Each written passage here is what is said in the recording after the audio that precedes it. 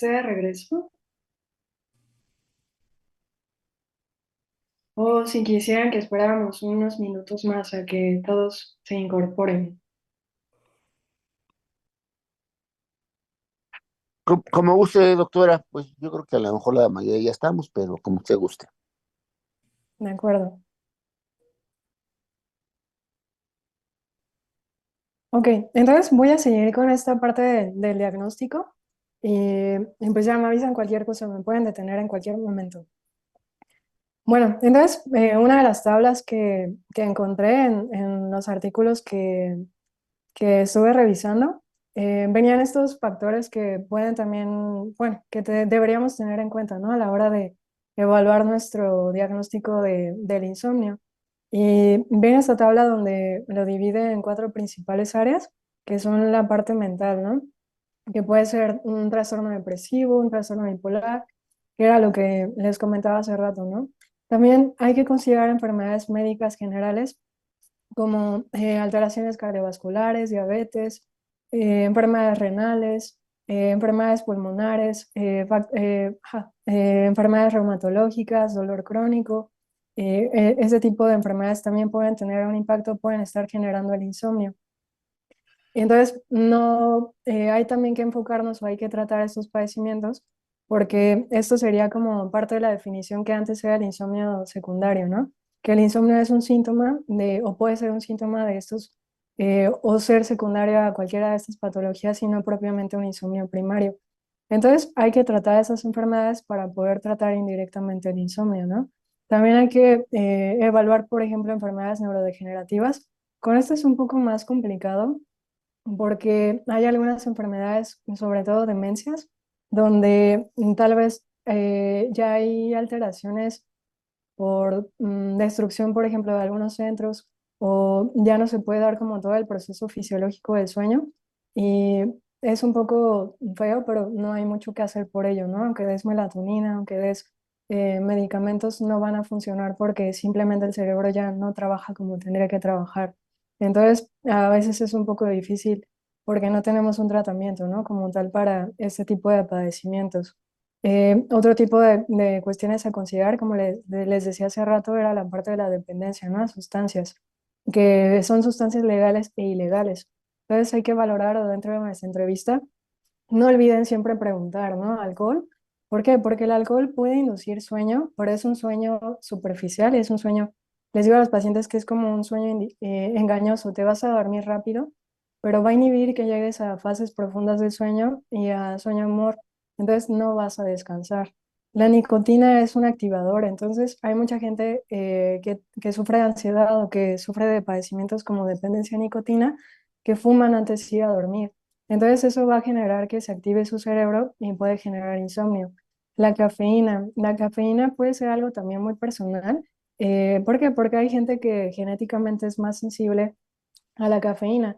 Hay gente que me dice, yo puedo tomarme un café a las 8 de la noche y duermo bien, ¿no? Y hay gente que me dice, no puedo tomar café después de las 2 de la tarde porque no voy a dormir. Entonces es algo muy personal, pero no se olviden de preguntar sobre todo la cafeína, que es algo muy importante.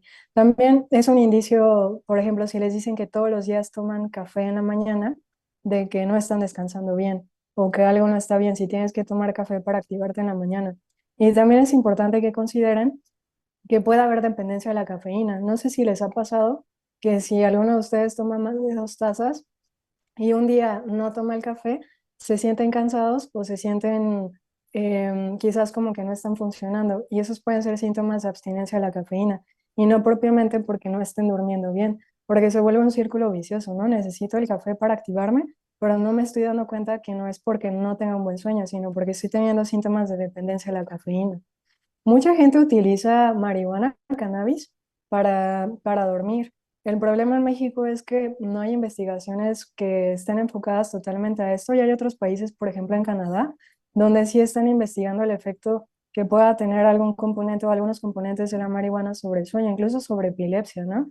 Y no sé por qué, pero tengo muchos pacientes que tienen trastorno por déficit de atención y hiperactividad y les funciona muy bien fumar marihuana antes de ir a dormir. No en una cantidad muy intensa, pero les llega a funcionar, ¿no? Entonces, también la gente o las personas que consumen cocaínas o anfetaminas van a tener disminución del sueño, ¿no? Propiamente por pues la generación o el aumento de noradrenalina. Entonces, todo esto, mi recomendación es que sí lo tengan en cuenta a la hora de hacer su diagnóstico de insomnio y vean si es necesario que lo traten. Después viene la historia de sueño. La primera vez que yo hice una historia de sueño fue hasta pues el tercer año de residencia cuando estuve rotando en la clínica de sueño, ¿no? Es un poquito muy compleja. Les puse esta tabla, ojalá y si quieren guardarla o bien en uno de los artículos. Creo que es en el de diagnósticos diferencial. Me pareció muy completa. En la clínica de sueño, allá en el instituto, nosotros teníamos como un checklist de qué preguntar a los pacientes. Si ya tienes tu nota médica y solo vas preguntando como sí o no, pero es importante que tengan en cuenta estos, ¿no? Bueno, yo sé que son muchos, no tienen que preguntarlos todos, pero sí, al menos en la historia clínica, tratar de sí hacerlo completo, ¿no? Si el paciente no les dice, traten de preguntar al compañero o al cuidador. ¿Y de lo que se trata? Bueno, así yo ideé mi forma de interrogar para acordarme. Les empiezo a preguntar desde que se levantan. ¿A qué hora se levantan? Si hacen ejercicio, a qué hora comen, a qué hora cenan, qué medicamentos toman, y así me voy como a lo largo del día, ¿no? Para preguntar o poder tener la mayor cantidad de información posible. Y ya después me voy a la noche, ¿no? ¿A qué hora se acuesta? ¿Qué hace antes de dormir? ¿Tiene una rutina de sueño? Si se despierta durante la noche, ¿cuánto tiempo se queda despierto? ¿Por qué se despierta? ¿Ha notado algo raro durante el sueño, durante la noche? Al día siguiente, ¿a qué hora se despierta? ¿Se despierta con o sin alarma? Y en esta parte de la anamnesis de sueño, para nosotros es muy importante diferenciar entre la hora de acostarse y la hora de levantarse, de la hora de conciliar el sueño y de la hora de despertarse, porque pueden parecer la misma cosa y no es cierto, ¿no? ¿Y por qué es importante para nosotros? Porque hace rato se los decía, la persona no debe de pasar o debe de pasar el mayor tiempo despierto en la cama. Entonces necesito saber cuánto tiempo tarda en conciliar el sueño también para hacer mi diagnóstico, porque es un criterio diagnóstico. Y necesito saber qué tanto tarda en levantarse, porque es primordial también para saber algún dato de qué tan bien está descansando. Y luego ya se pueden ir a la cuestión quizás más dirigida, como preguntarles directamente si tienen ronquidos, si tienen apneas, si tienen sudoración, si tienen sueños agitados, si tienen antecedentes de sonambulismo, reflujo. Hay muchos pacientes que tienen síndrome de apnea del sueño que muy frecuentemente tienen también síntomas de reflujo y luego se despiertan por esta cuestión del reflujo o el SAOS y no propiamente porque tengan insomnio. El movimiento periódico de extremidades, saber también si se levantan a orinar, saber si se llegan a orinar mientras están dormidos. Si tienen sueño al día siguiente, también eso es importante, ¿no? ¿Qué cantidad de sueño, qué cantidad de energía? Si esto impacta en su día a día, si tienen que hacer siestas, si se quedan dormidos involuntariamente. Ellos no, quizás hay pacientes, sobre todo los que tienen apnea del sueño, que no es que se quieran dormir, se quedan dormidos involuntariamente. Creo que de los casos más graves que he visto en el transporte público, un señor parado en el metro, en la mitad del metro y quedándose dormido despierto. Imagínense ustedes ese pobre hombre, ¿no? Qué deuda de sueño tenía y pues sí, un fenotipo de probable apnea del sueño, ¿no? Bueno, es también característico de la apnea del sueño que el paciente se despierte con dolor de cabeza en la mañana. Entonces ese puede ser también un dato para orientarse y saber si hay apnea del sueño. También puede haber congestión nasal que también puede generar la cefalea matutina. Acuérdense de este término de somnolencia excesiva diurna, que es el síntoma, porque a veces tienden a confundirlo. El padecimiento es la hipersomnia, pero ya sería como el diagnóstico, pero la somnolencia excesiva diurna es el síntoma. Y la somnolencia excesiva diurna puede estar provocada por múltiples padecimientos. Entonces, el síntoma que tienen que preguntar es la somnolencia. Para llegar al diagnóstico de hipersomnia hay que buscar como qué está pasando, ¿no? Para poder dar el diagnóstico. Y los síntomas diurnos, ¿no? Que ya habíamos dicho, si hay fatiga, si hay irritabilidad, si hay alteraciones en la atención, si hay alteraciones en la memoria, si hay alguna alteración del ánimo, si hay cualquier síntoma, ¿no? Durante el día, incluso cualquier cosa que el paciente pueda identificar. Hay algo también que son alucinaciones que no son directamente relacionadas con síntomas psicóticos. Pueden ser alucinaciones mientras me estoy quedando dormido o alucinaciones mientras me estoy despertando. Y estas pueden ser normales, ¿no? Hay algunos padecimientos donde son un poco más comunes y sí hay que preguntarlas dirigidamente, como la narcolepsia, ¿no? Ahí también hay que preguntar dirigidamente el tipo de alucinaciones y si tienen relación con con el momento de que se están despertando o que se están durmiendo. La parálisis de sueño, o como le llamamos en México, que se suba el muerto, es un síntoma también que la mayoría de nosotros tendemos a identificar, o así lo hacía yo, relacionarlo con epilepsia. Y en realidad no, la parálisis de sueño sí es frecuente, porque también puede ser aislado y es un padecimiento, está relacionado con la narcolepsia. Es un síntoma, o puede ser uno de los principales síntomas de narcolepsia, esto de que se nos suba el muerto de la parálisis de sueño. Y el comportamiento complejo o comportamientos automáticos, o sea, ahí habría que estudiar si estamos hablando tal vez de algún tipo de epilepsia o puede ser lo que les decía hace rato de la conducta motora del sueño humor, ¿no? Entonces, si se dan cuenta, como hace rato les decía, hay un mundo de diagnósticos durante el sueño y también hay un mundo de síntomas que puedo preguntar. Si a alguno de ustedes les interesa esto, como hacer realmente una historia clínica completa, esta tabla la encuentran en el artículo que les mandé o que pedí que subieran a la plataforma y me parece una buena guía como checklist. Si a alguien le interesa o tiene dudas de qué preguntar, esto puede ser una buena guía. Si no les interesa o no quieren ahondar tanto, pregunten solamente pues lo primordial, que sería la parte del patrón del sueño, y es ahí donde entra el diario de sueño. Y se pueden apoyar también con algunas escalas. Del diario de sueño hay diferentes formatos. Básicamente es anotar, incluso el mismo paciente lo puede hacer en una libreta, ¿no? Anotar a qué hora me dormí, a qué hora me quedé dormido, bueno, a qué hora me acosté, a qué hora me quedé dormido, si me desperté durante la noche, cuántas veces, cuánto tiempo me quedé despierto. Al día siguiente, a qué hora me desperté y luego a qué hora me levanté. Entonces, este tipo es básicamente lo que se incluye en el diario de sueño, ¿no? Eh, Hay algunos cuestionarios, les puse aquí los que creo que son los más importantes y los que leí principalmente en varios de los artículos y guías que revisé. El más común es el índice de severidad de insomnio y se abrevia con siglas que es ISI, que es un ISI, ¿no? Cuando le sigan como apliqué una ISI, es el índice de severidad de insomnio. Y no sé si se alcanza a ver, pero son estas preguntas que les puse del lado derecho, le puse, bueno, tomo una captura de pantalla y básicamente es preguntar si hay dificultad para iniciar el sueño, para mantener o despertarse antes de lo deseado. Y acuérdense que estos son los criterios, ¿no? Del DSM pregunta, bueno, que les mostraba hace rato. Luego, ¿qué tan satisfecho o satisfecha estás con tu patrón de sueño actual? Esto es para medir la calidad de sueño, que no tiene que ser directamente relacionado con el número de horas. Luego, ¿a qué grado consideras que tu problema de sueño interfiere con tu funcionamiento diario? Esta es la pregunta para el siguiente criterio diagnóstico, que son los síntomas diurnos. Entonces el paciente contesta, ¿no? De una escala del 0 a 4, ¿qué tan importante es? Luego, ¿qué tan notorio crees que tu problema de sueño puede afectar tu calidad de vida? Y esto es para qué? Para implicar el tratamiento, ¿no? Si hay una importante disfunción, saber qué tratamiento voy a dar a ese paciente. Y luego, ¿qué tan preocupado o estresado estás acerca de tu problema de sueño?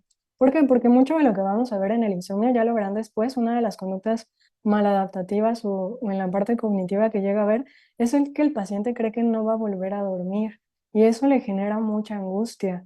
Incluso puedes darles tratamientos y empiezan a dormir, pero les provoca mucha ansiedad o mucha angustia que les retires los medicamentos, porque creen que están durmiendo por los medicamentos. Y puede ser que en la mayoría de los casos o en algunos casos sí sea así, pero no tiene que ser en todos los casos. Hay pacientes, por ejemplo, que me llegan con benzodiazepinas que toman desde hace 20 años y a veces es un cuarto de la tableta o es una gotita o son dos gotitas y no lo han aumentado en los 20 años que lo llevan tomando. Entonces, muchos de esos pacientes en realidad estoy segura que el medicamento ya no está teniendo un efecto porque son dosis muy bajitas y por el tiempo que los han estado tomando probablemente ya generaron dependencia y eso me hace pensar que probablemente solo es la angustia del paciente del miedo a no dormir sin quitar el medicamento. Entonces, esta quinta pregunta va dirigida un poquito a eso. Y bueno, vienen las puntuaciones, ¿no? De 0 a 28, y aquí en la parte izquierda les puse, ¿no? De 8 a 14, insomnio leve, 15 a 21, insomnio moderado, y de 22 a 28, insomnio severo. Ese es como el cuestionario que más se usa en la mayor parte del mundo, y va relacionado con los criterios diagnósticos que les presenté hace rato. Luego, ese es un cuestionario un poquito más complejo y es un poquito más largo. A mí en lo personal me gusta porque en la parte inicial justo pregunta lo que decíamos del diario de sueño durante el último mes, ¿no? ¿Cuál es tu hora de acostarse? ¿Cuánto tardas en quedarte dormido? ¿A qué hora te levantas en la mañana? ¿Cuántas horas crees que estás durmiendo? Entonces, eso es un poquito de información que te ahorras si el paciente no llenó el diario de sueño. Pues ya viene aquí, ¿no? Las preguntas en el índice de calidad de Pittsburgh. Es un poquito más largo. Pregunta también esto de los despertares, y tiene otras preguntas dirigidas a otros padecimientos, ¿no? Como no poder respirar bien, toser, sentir frío, pesadillas, sufrir dolores, como otros factores que pueden interferir con el insomnio para darnos una idea, ¿no? Y también incluso preguntas si tomaste medicamentos, cuándo fue la última vez. Y es un cuestionario un poquito más completo. También este cuestionario se califica de 0 a 3 y calificarlo sí es un poquito tedioso porque se divide en diferentes componentes, son 7 en total y el puntaje es 21. Este cuestionario fue, ay, se me fue la palabra, fue validado aquí en México por el doctor Alejandro Jiménez Genchi. Tuve el placer de trabajar con el doctor en la residencia y él ha validado varias de las escalas que tenemos aquí en México. Y esta de Pittsburgh la validó el doctor. De hecho, ustedes la pueden googlear y les aparece el artículo de la validación, les aparece la escala y les aparece también el cómo calificarla. Entonces, si el paciente tiene una puntuación de 5 o menos, probablemente esto indica que tiene una buena calidad de sueño. Y entre mayor sea el puntaje, más grave va a ser la calidad de sueño. Lo relevante, lo que a mí me gusta de este cuestionario es que puedes calcular también la eficiencia de sueño. La eficiencia de sueño es un porcentaje que se da dividiendo el número que el paciente pasa en la cama entre el número que realmente está durmiendo. Y lo correcto, lo que recomiendan las guías es que sea mayor al 85%. Entonces, esta escala te puede ayudar a calcular la eficiencia de sueño. Y van a ver más adelante por qué es importante la eficiencia de sueño. Entonces, estos dos cuestionarios creo que son los que más se usan y los más completos que tenemos validados aquí en México, ¿no? Y que usan también en otros lugares. Hay otras escalas que no puse aquí como el índice de insomnio de Atenas y recientemente el año pasado el doctor Genchi justo está intentando validar otros sobre creencias de sueño que tienen que ver un poco con esta parte del modelo psicológico, ¿no? De Spillman. Y esta otra se las puse. En realidad esta escala la utilizamos para la apnea de sueño, pero también puede ser como indicativo de somnolencia, ¿no? Es la escala de somnolencia de Epworth.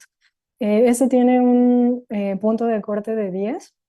Entonces, si tu paciente tiene menos de 10, se considera normal, pero si tiene de 10 a 12, probablemente ese paciente tenga algunos síntomas de somnolencia excesiva diurna, que acuérdense que les dije hace rato que era el síntoma, no el diagnóstico. Y arriba de 12 es muy probable que este paciente sí se quede dormido durante el día. Entonces, este se usa más en la apnea del sueño, pero también les puede ser de ayuda para saber qué tan grave o qué tanto sueño puede tener su paciente con insomnio. Entonces, es también una buena herramienta.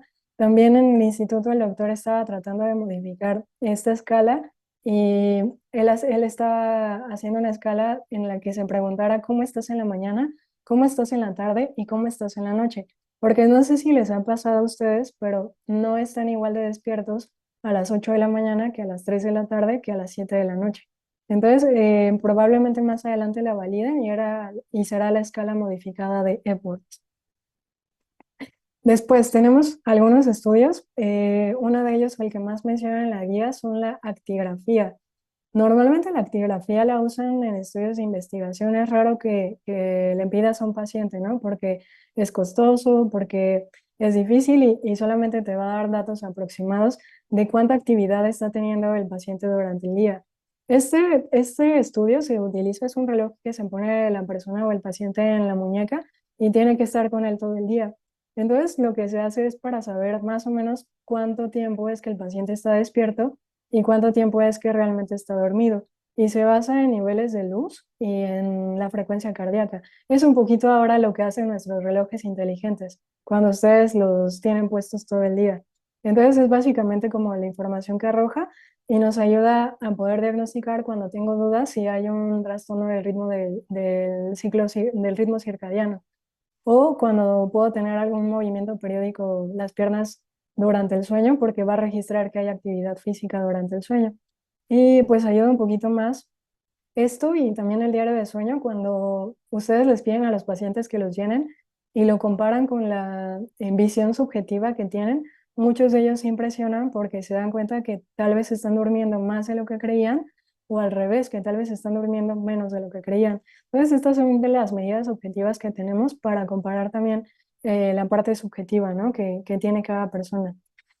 Hay algunos signos, hace rato preguntaban, como en qué momento consideras la polisomnografía, ¿no? Para el insomnio como tal no está indicada la polisomnografía, porque para empezar, si el paciente no duerme, no vas a poder hacer el estudio, ¿no? Porque la polisomnografía es de un paciente que esté dormido. Entonces, si tu paciente tiene insomnio, para empezar, no vas a poder hacer el estudio. Y probablemente te dé los datos que ya estamos hablando, ¿no? Que no puede dormir, que tarda tiempo en quedarse dormido. Entonces, no está indicado como para el insomnio, ¿no? Salvo que tengas algunas otras dudas diagnósticas, como no sé si tiene insomnio, tiene apnea de sueño, o las dos, o no sé por qué tiene somnolencia diurna, o este paciente se está durmiendo mucho, o este paciente tiene movimientos durante la noche, la esposa me dice que la patea, o está moviendo las piernas, o en los estudios de laboratorio encontraste valores de ferritina, ¿no? Menores a 75 nanogramos. Entonces, todos estos pueden ser sugerencias de cuándo puedo orientarme a pedir una polisomnografía. Y pues básicamente las guías dicen lo que les decía, ¿no? Sospecha clínica de otro trastorno del sueño. El insomnio resistente a tratamiento. Cuando lleva años mi paciente y se supone que tiene adecuadas medidas de higiene del sueño, ya le he intentado con varios tratamientos y no cede, o cuando hay mucha diferencia entre lo que el paciente cree que está durmiendo y lo que se registra en los diarios o se registra en el actígrafo, puede ser muy diferente. Entonces ahí tal vez también vale la pena hacer el estudio. Aquí en la Ciudad de México el estudio es muy caro. De lo más barato que he llegado a saber son quizás 8.500 cuando quieres un estudio de sueño en laboratorio. Hay algunas personas que van a hacerte el estudio en casa, ¿no? Y más o menos también son como 10.000, 9.000 pesos. Entonces, pensar también como si voy a hacerle gastar al paciente 10.000 pesos, ¿no? Si yo sé que tal vez no es como realmente indicativo, no me va a cambiar el diagnóstico de insomnio, no tiene caso, ¿no? Pero si tengo sospecha de que hay algo más, epilepsia, piernas inquietas, apnea del sueño, cualquier otra cosa, entonces sí vale la pena que mande al paciente a hacer el estudio, ¿no? Pero pensar también en ello, como qué tanto vale la pena que gaste tanto en un estudio, ¿no? Que vale 10.000, más de 10.000 pesos en algunos otros lugares y qué tanto es realmente necesario, ¿no? ¿Qué tanto me va a servir? Y bueno, no sé si alguien tenga dudas o preguntas del diagnóstico antes de pasar a tratamiento. Yo, otra vez no es duda, pero sí es, porque hablaba, esto del diario del sueño es muy bueno. Yo utilizo en mi práctica, este, por ejemplo, diario de alimentación, ¿no? Y me he dado cuenta que pues somos bien mentirosos. Entonces, ni decimos realmente lo que está, te dicen que sí lo escribieron y no escribieron nada. Entonces, otra vez nos vamos a la vuelta de la sensibilización, de, pues, si te estoy pidiendo algo es por una razón, y de tratar de descifrar un poco, porque así como decías que puede haber una persona, un adulto mayor, o un adulto que tiene demencia y no se da cuenta si duerme mucho o poco, dice que duerme bien, yo creo que también pasa lo contrario.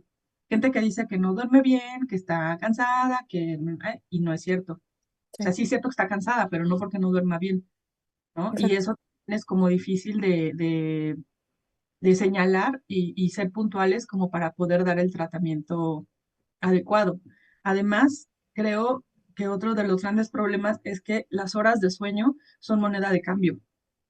Entonces, realmente a un día que tiene 24 horas, para estas gentes que dicen que los días deberían ser como de 30, qué horror. Y esa es su moneda de cambio. Si no tienen tiempo para hacer algo, se lo quitan al sueño y se lo quitan de manera sistemática.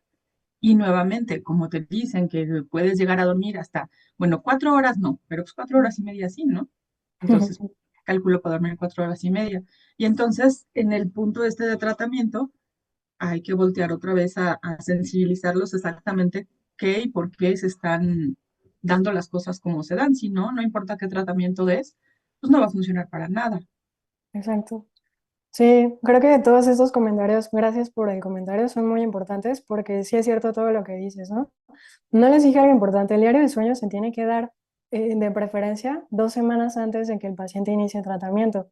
Los van a mandar muy lejos porque les van a decir a ustedes, oye, vine ya para que me digas tratamiento, ¿no? Lo ideal es que se llene antes. Entonces, si tienen oportunidad de, desde que les hacen la cita, decirle, empiezan a llenar de una vez el diario de sueño, en lo que nos vemos, para que empiecen a darse una idea también como de realmente cuánto están durmiendo.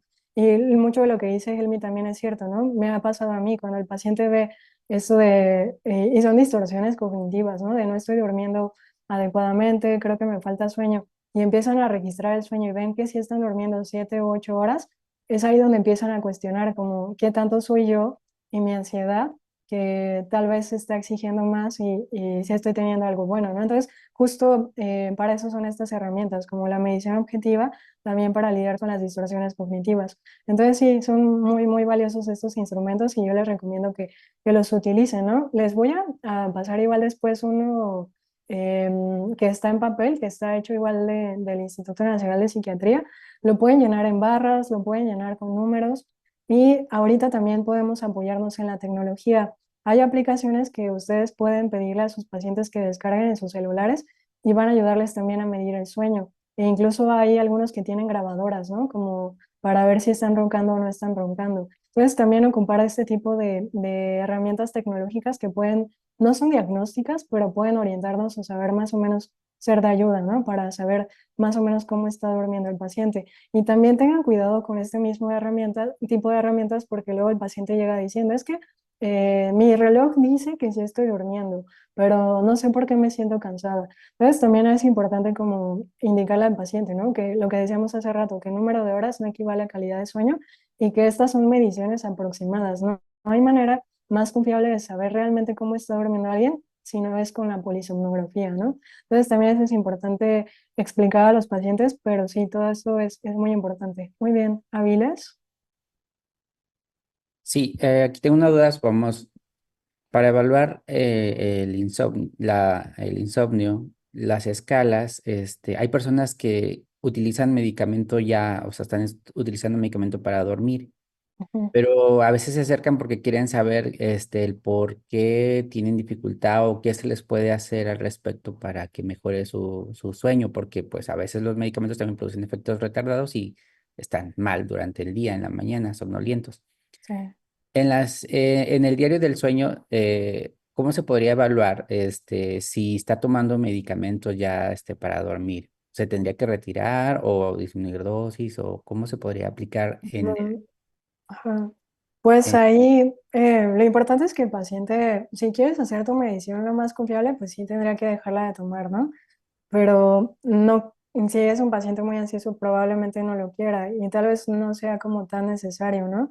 Porque habría que ver ahí como probablemente es una persona ansiosa o no sé, algún otro diagnóstico, ¿no? Si ha pasado tanto tiempo.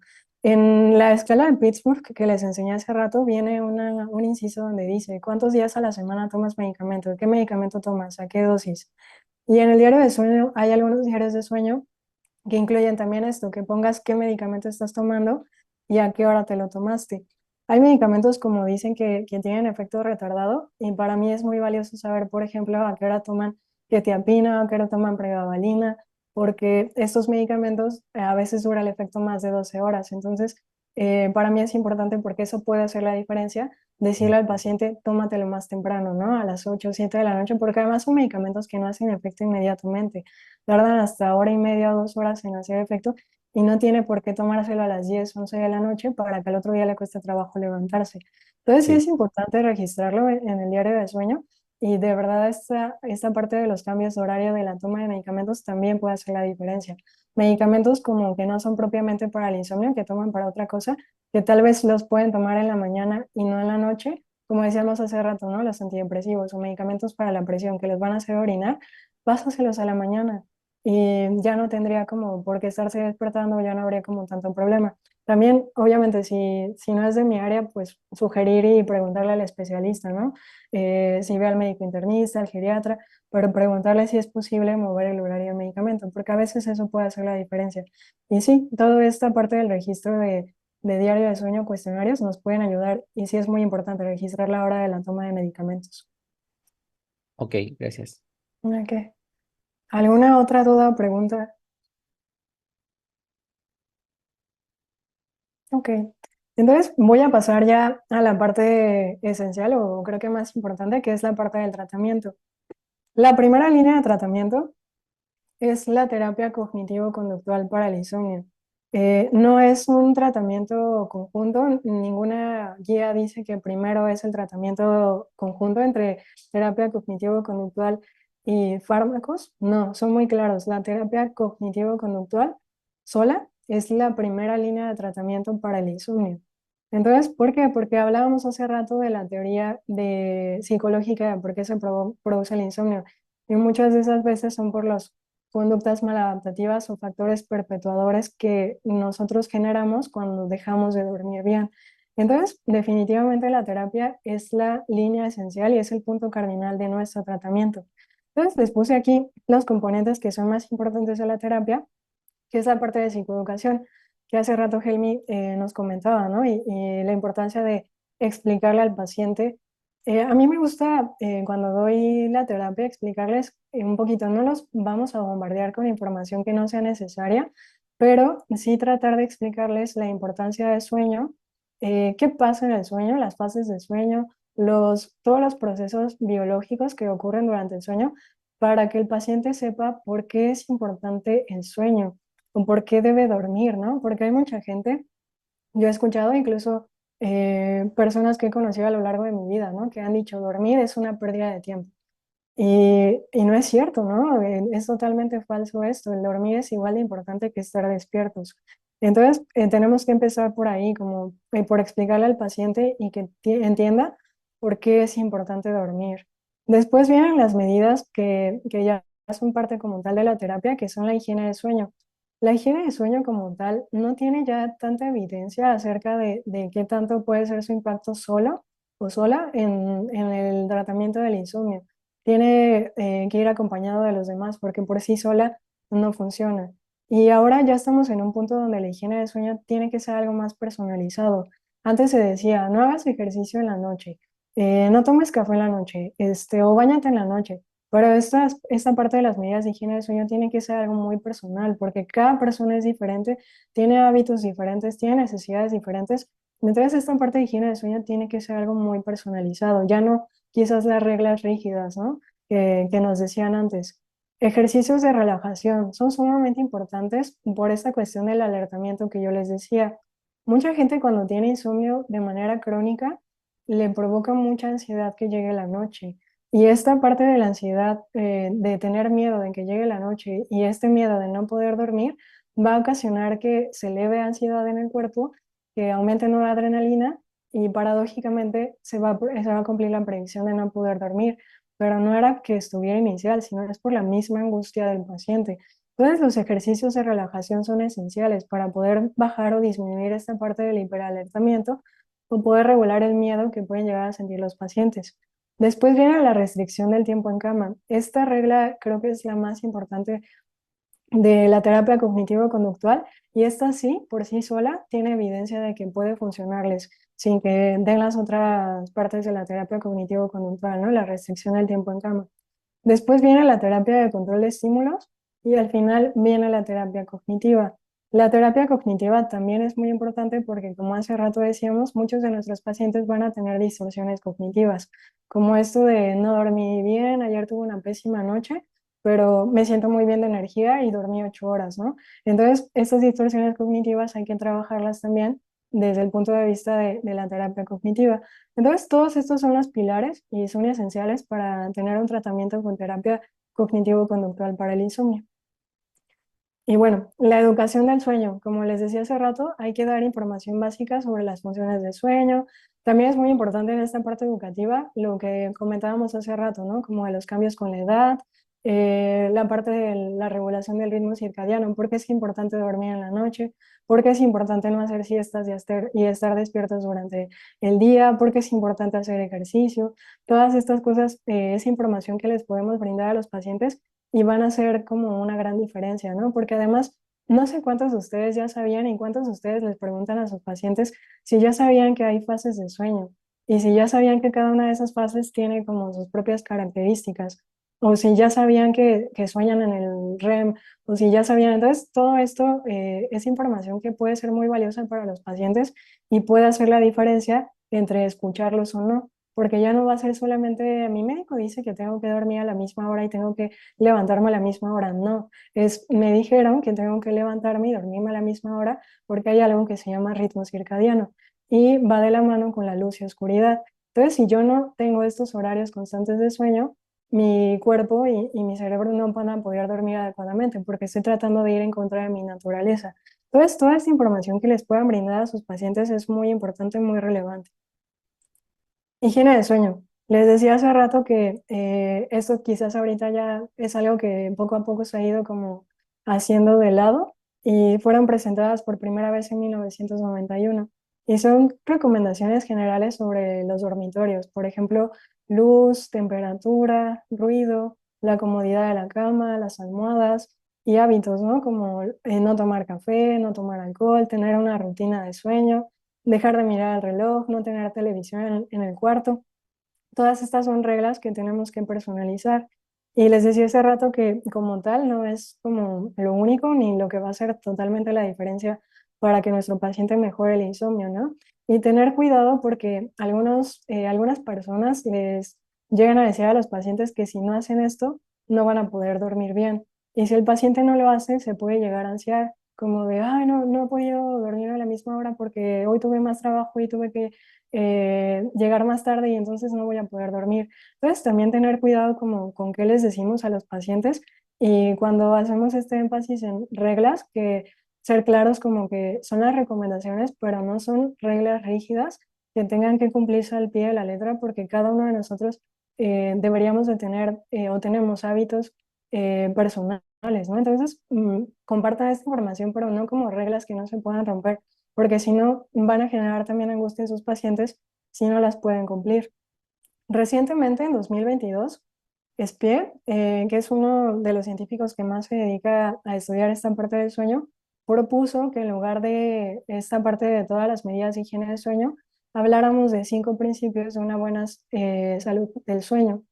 Entonces él proponía este cuadro, lo tomé de su artículo de 2022, y él pone estos síntomas cardinales, quizás no para sustituir, pero para que te enfoques en esto en lugar de las medidas de higiene del sueño.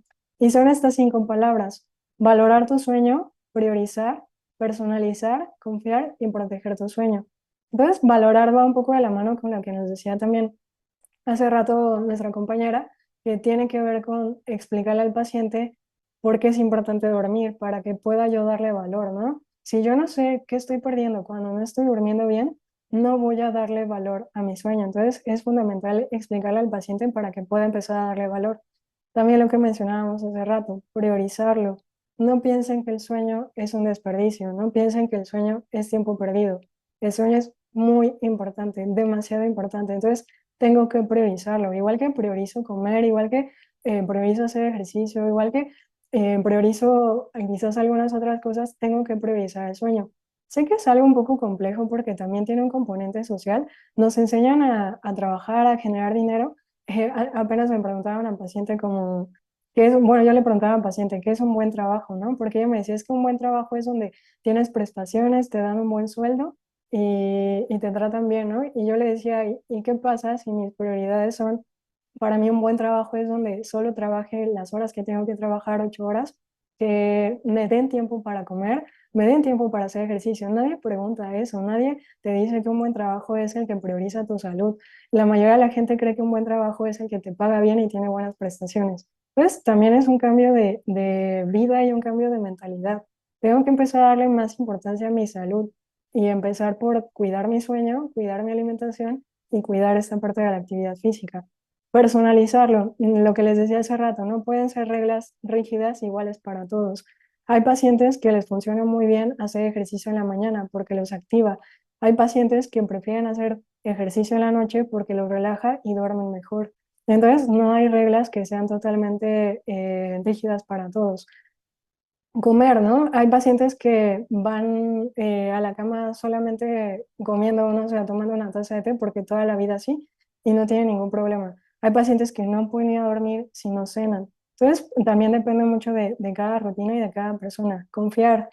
Espie dice que tienes que confiar en ti y en tu cuerpo y darle la oportunidad de que lo va a lograr, que va a lograr equilibrarse o que va a lograr llegar nuevamente al equilibrio, pero tienes que confiar en él y proteger, que va un poquito de la mano con la parte del valor y la prioridad, ¿no? Como protege tu sueño, trátate bien, cómprate esa cama en lugar del carro que has estado esperando, utiliza una buena pijama, invierte en una buena almohada, regula la temperatura, arma tu rutina de sueño, trata de proteger también tu cuerpo y trata de proteger tu sueño.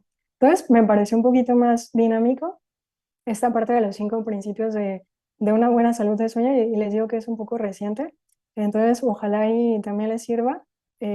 También les puse las medidas de higiene de sueño. Esto lo saqué de la Cenetec, que es la guía que tenemos aquí en México eh, pues, para tratamiento de insomnio. Son muchas reglas, lo que les decía, ¿no? Mantener horario fijo para levantarte, evitar en la cama realizar otras actividades que no sea dormir, prepararte para ir a dormir, ¿no? Retirar relojes de tu cuarto.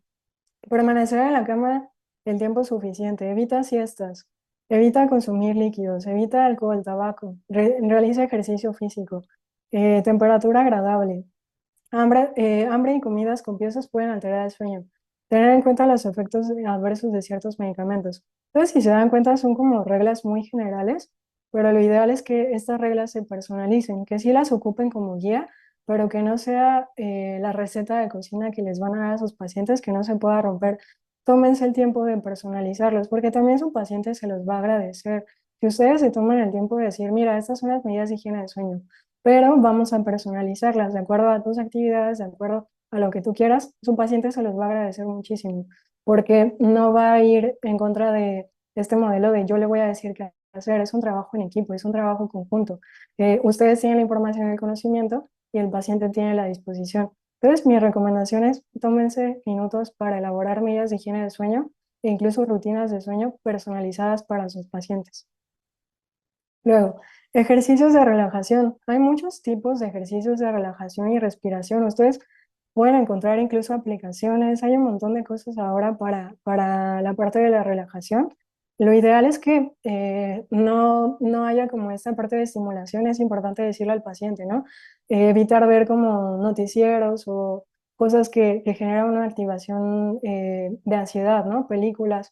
También creo que depende un poco de cada persona. Tengo una paciente que me dice que ella no se puede dormir si no ve o no escucha cuentos de terror, ¿no? Y yo, no, por ejemplo, no me gusta escuchar ni ver nada de eso de terror porque me da miedo, ¿no? En la noche.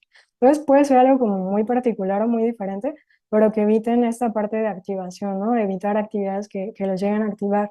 Y allí entran pues algunos ejercicios como el entrenamiento de la respiración, ejercicios de imaginería, por ejemplo, donde ustedes le permitan al paciente mediante una meditación guiada, como imaginarse, ¿no? Está en un bosque, estoy consciente de mi respiración y tratar de hacer como este entrenamiento para aquellos.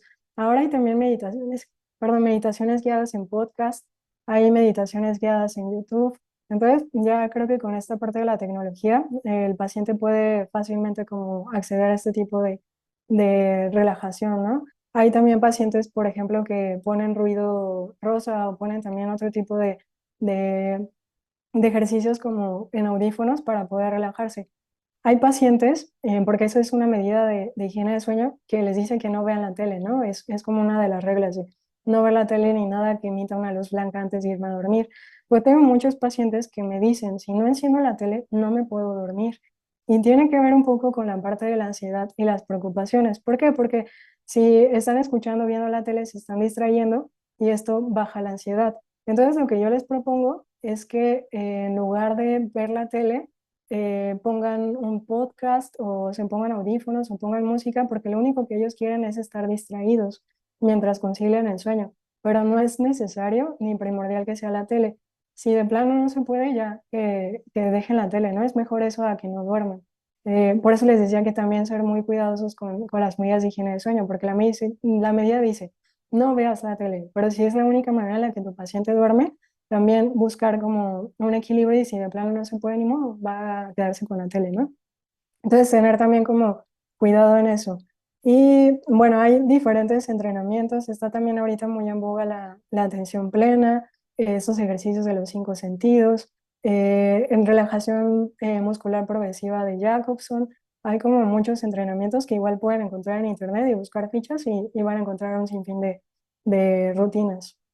Luego, viene esta parte que les decía que es un pilar fundamental de la terapia cognitivo-conductual, que es la restricción del tiempo en cama. Para esto van a necesitar su diario de sueño, porque necesitan saber de qué hora a qué hora está durmiendo su paciente y cuántas horas está durmiendo en total. Entonces, parte de esto, no sé si recuerdan hace rato, les preguntaba la eficiencia de sueño. La eficiencia de sueño se calcula el número de horas entre el número de que paso realmente dormido, porque la idea es que la eficiencia de sueño sea mayor al 85%, esto en adultos mayores y más del 90% en personas jóvenes. Entonces, no sé si quieren hacer el ejercicio, igual no nos quita mucho tiempo, pero alguien querría decirme más o menos si sabe cuántas horas pasa en cama y cuántas horas realmente duerme.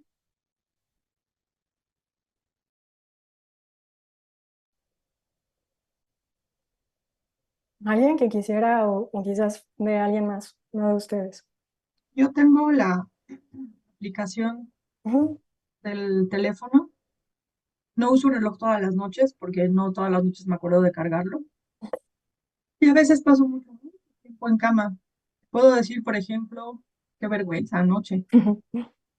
Anoche tengo un tiempo de sueño de 10 horas con 19 minutos, Wow, which is not true porque pasé mucho rato como despiertita intermedia. ok. Me ¿Y refiero, como en cuánto tiempo dirías que estuviste realmente dormida? pues mira, según esta cosa, de esas 10 menos 2 que estuve en vigilia intermedia a lo largo de toda la noche, Ajá, han de haber sido unas 8. 8. Ujú. Ok. Y efectivamente el tiempo de sueño profundo fue al principio de la noche y Ujú. no todo completo. Y siempre tenía, hasta ahorita que lo Sí. mencionaste, que debe de ser en las primeras fases, yo pensé que tenía que ser como que completo. Pero lo que sí me causa a mí mucha angustia es que es muy poquito. Y según yo tendría que ser como más tiempo profundo, pero por lo que veo, ¿no? Sí, no, 20-25%. Pero de hecho, por ejemplo, si pasaras 10 horas en la cama y solo estuvieras dormida 8 horas, si Ujú. hacemos esta regla de la eficiencia de sueño, diríamos que tienes una eficiencia de sueño de 80%. Entonces, a ti, por ejemplo, si tienes problemas para dormir, te podría ayudar esta parte de la restricción del tiempo en cama. Porque la Ujú. meta sería que pases entre el 85 y 90% dormida en tu cama. Entonces, es más o menos así como hacemos el ejercicio. Por eso les decía que es importante la parte del diario de sueño, o si tienen estas aplicaciones que los ayudan para poder calcular la eficiencia de sueño. Y ahorita pasamos al siguiente paso. Mire ya. Hola, Hola. yo tuve en el pasado una situación de insomnio en que llegué a tener hasta 15 días durmiendo 1 hora diaria o Wow. más tiempo. Esto me llevó justamente a obligarme a comenzar a tener una higiene. Ahora a la cama solamente vengo a dormir o cuando hay alguna situación específica, pero no procuro no estar mucho tiempo en cama, no veo televisión en cama. Ujú, Tengo espacios especiales para ver televisión y hasta un espacio diferente para echarme a estar un tiempo. Tengo mis mascotas, tengo chihuahuas y pues esos requieren tiempo de estar echados, ¿no? Pero no en la cama. ujú, Y sí me ha ayudado mucho porque efectivamente me condicioné que la cama es para dormir. El problema es que el condicionamiento me llevó al punto de que solamente puedo dormir a gusto en mi cama. ujú, Ahora estamos trabajando esa situación, ¿no? ujú, Pero no fue nada fácil porque fue mucho tiempo de tener malas costumbres, de usar la cama para ver televisión. ujú. Y ahora a veces la tentación es mucha, pero ya no me siento cómoda cuando intento hacerlo. Bien. Pero te puedo decir que son años de condicionamiento en cuanto a este reuso de la cama y aún ahora tengo noches en las que duermo mis 8 horas y no descansé a gusto. Sí, muchas gracias por compartirnos la experiencia. Justo por eso creo que es muy difícil la parte del tratamiento, porque lo que dice Mireya es cierto, ¿no? Requiere de mucho esfuerzo, de mucha constancia e incluso voluntad.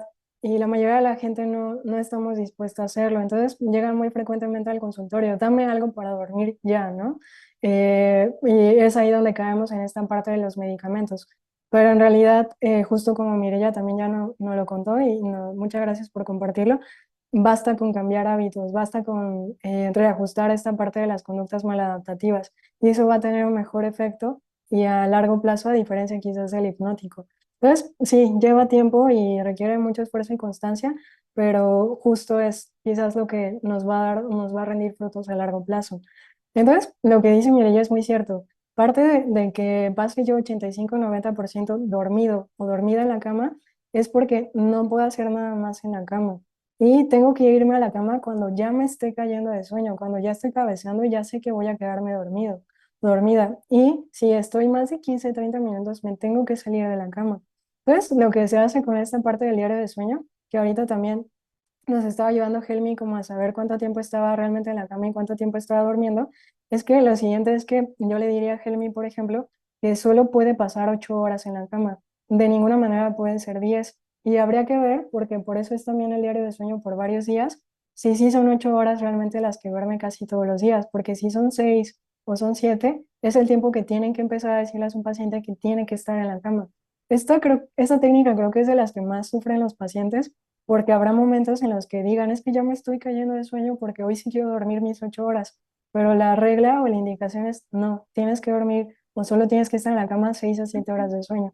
Y tienen que establecer horarios de acuerdo a su diario de sueño, los que más les convenga, ¿no? De las 10 a las 6, por ejemplo, o de las 10 a las 5, dependiendo también del número de horas. Entonces, habrá pacientes que no lo quieran hacer porque obviamente nadie va a querer solo dormir 5 horas, ¿no? Pero ¿por qué es importante esta parte de la restricción del tiempo en cama? Porque van a obligar al cerebro en que se acostumbre a que tiene que dormir de tal hora a tal hora, y ya que llegan a su 85-90% de eficiencia de sueño, ahora sí le pueden ir agregando las horas que necesita, porque ya va a estar un poco más regularizado, reacondicionado el cerebro, ¿no? Entonces, creo que es de las medidas más drásticas, de las que más se sufren, pero de las que mejores resultados tienen. Entonces, Avilés, si quiere primero. Sí, doctora, y vamos aquí la restricción en cama, el tipo en cama, aplicarías, vamos, hay personas que me dicen, me acuesto, no sé, a las 10 de la noche y me despierto a las 9 o 10 de la mañana, que son 12 horas, pero me despierto todo adolorido, todo cansado, pero supuestamente inician prácticamente el sueño en cuanto se acuestan. Ujú. Ahí, ¿qué No, recomendación o qué estaría ajá, ocurriendo? aquí no sería la restricción del tiempo en cama, aquí sería regresarte a tu interrogatorio y preguntarle lo otro que dijimos al paciente, ¿por qué no está descansando aunque está durmiendo aparentemente número de horas? Y probablemente ese paciente se esté despertando por alguna razón. Pueden ser despertares sutiles como los ronquidos o las apneas, pueden ser pesadillas, pero te toca preguntar la lista que les puse hace rato de la anamnesis para integrar o que te dé una sospecha o alguna de qué está pasando, porque a pesar de que aparentemente está durmiendo y es un adecuado número de horas, no está descansado. Casi siempre son apneas de sueño. Entonces hay que interrogarlo de más, porque probablemente eso no sea insomnio. Ok, gracias. Sí. Helmi. Siguiendo con el tema del diario del sueño, entonces al final también por eso pides como sea, que sea como unos 15 días, porque Ajá, necesitas un periodo como breve. largo, porque Ajá, además no es lo mismo entre semana que en fin de semana. exacto. A mí me gusta mucho, mucho dormir, como ya pueden darse cuenta, pero entre semana, por ejemplo, pues no puedo, porque entro a trabajar a las 8 de la mañana. Entonces, para poder llegar a mi trabajo, que bendito Dios trabajo muy cerca, tengo que Ujú. levantarme a las 6, 6:30, ¿no? De lunes a viernes. El sábado empiezo consultas un poquito más tarde, pero cuando muy tarde me tengo que levantar a las 8. Sigue siendo relativamente temprano. Pero de sábado a domingo, salvo hoy que hubo que levantarse temprano, En realidad, no tengo nada que hacer, pues bien, gracias todo el tiempo. Si yo puedo estar el día entero en la cama, estoy todo el día entero en la cama, aunque no esté dormida, sabiendo Ujú, que no está bien, porque sí, sí, sí lo sé. Pero si tú agarras a un paciente, ujú, y le pides 15 días de diario, ujú, pero resulta ser que está en su periodo vacacional, pues ujú. entonces no va a ser algo muy, muy, muy Confiable. real, ¿no? Ujú, Necesitaríamos también ver como eso y pedirle a alguien que está de vacaciones, que lo siento mucho, te vas a tener que ir a la camita a las 10 a más tardar y levantarte a las 6, pues ujú. no lo va a hacer. Entonces Sí, también habría que hacer ese ajuste específico con cada persona para poder llegar a una conclusión o a un exacto. diagnóstico de tratamiento adecuados. Exacto. Ajá, exacto. Entonces ahí sí tienes como que valerte de habilidades como para negociar con el paciente. Por eso les decía que se tomaran realmente el tiempo de personalizarlo y se los van a agradecer porque les van a hacer caso. Pero si se sientan a decirles justo lo que me acabas de decir, ¿no? Tienes que dormirte de las 10 a las 6 de la mañana en vacaciones, te van a mandar muy lejos. Entonces es esta parte de negociar, de necesito que lo hagas porque estás de vacaciones. ¿Qué te parece si ayúdame ahorita con las 8 horas de 12 a 8, ¿no? Por ejemplo, entonces tienes que negociar con el paciente para que realmente te escuche, porque si no, y te sientas en esta rigidez de, no, el estudio dice que tienes que dormir de las 10 de la noche a las 6 de la mañana, el paciente no te va a hacer caso y se va a ir y no va a regresar contigo. Entonces, en ese sentido, sí creo que es muy importante negociar y esta técnica que les digo que es como de las más difíciles que lleguen a hacer porque la sufren. Hay pacientes que sí lo hacen porque realmente son pacientes muy comprometidos y te van a decir, si usted me dice que tengo que dormir 5 horas, voy a dormir 5 horas. Y la idea es que lo prueben y van a ver que va a resultar. Entonces, tengo que irme a la cama solo cuando tenga sueño y pasar la menor cantidad de tiempo despierto.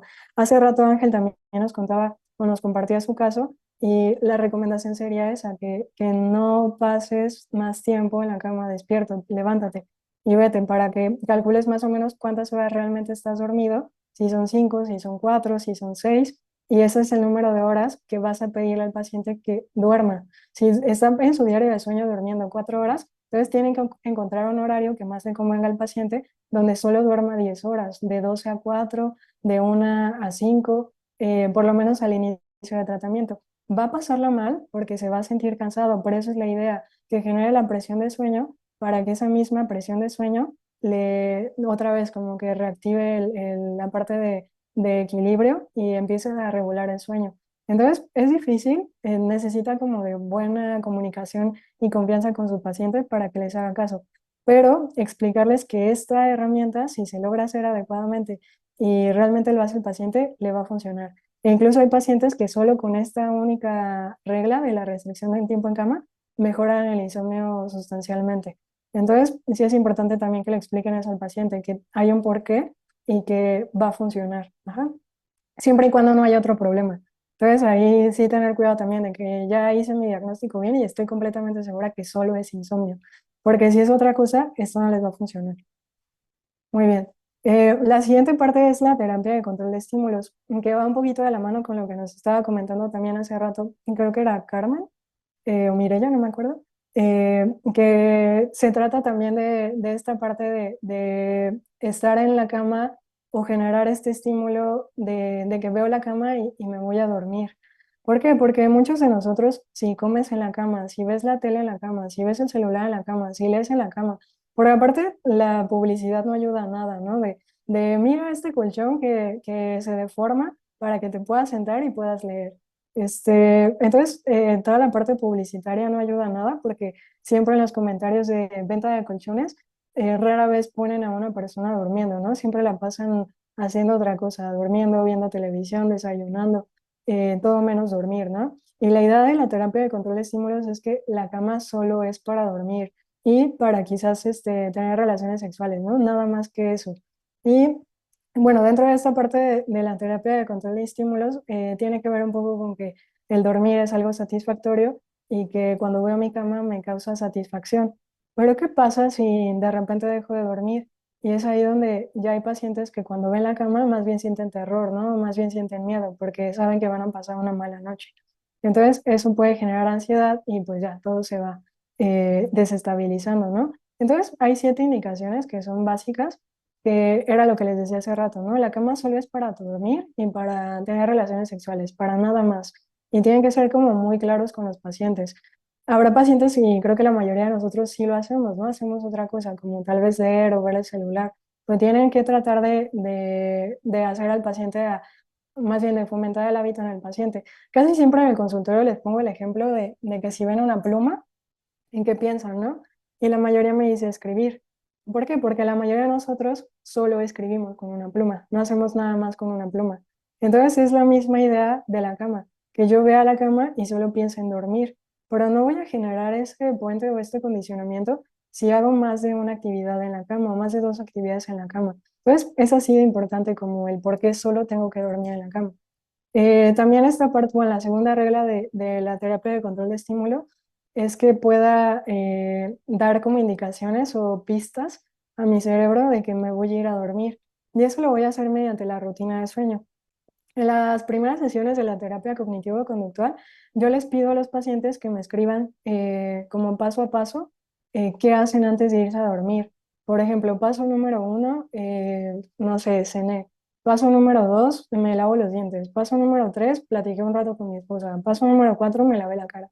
Paso número 5, me puse la pijama. Paso número 6, ya preparé mi cama y vi un rato la tele, ¿no? Entonces, primero les pido que me escriban qué es lo que normalmente hacen antes de ir a dormir.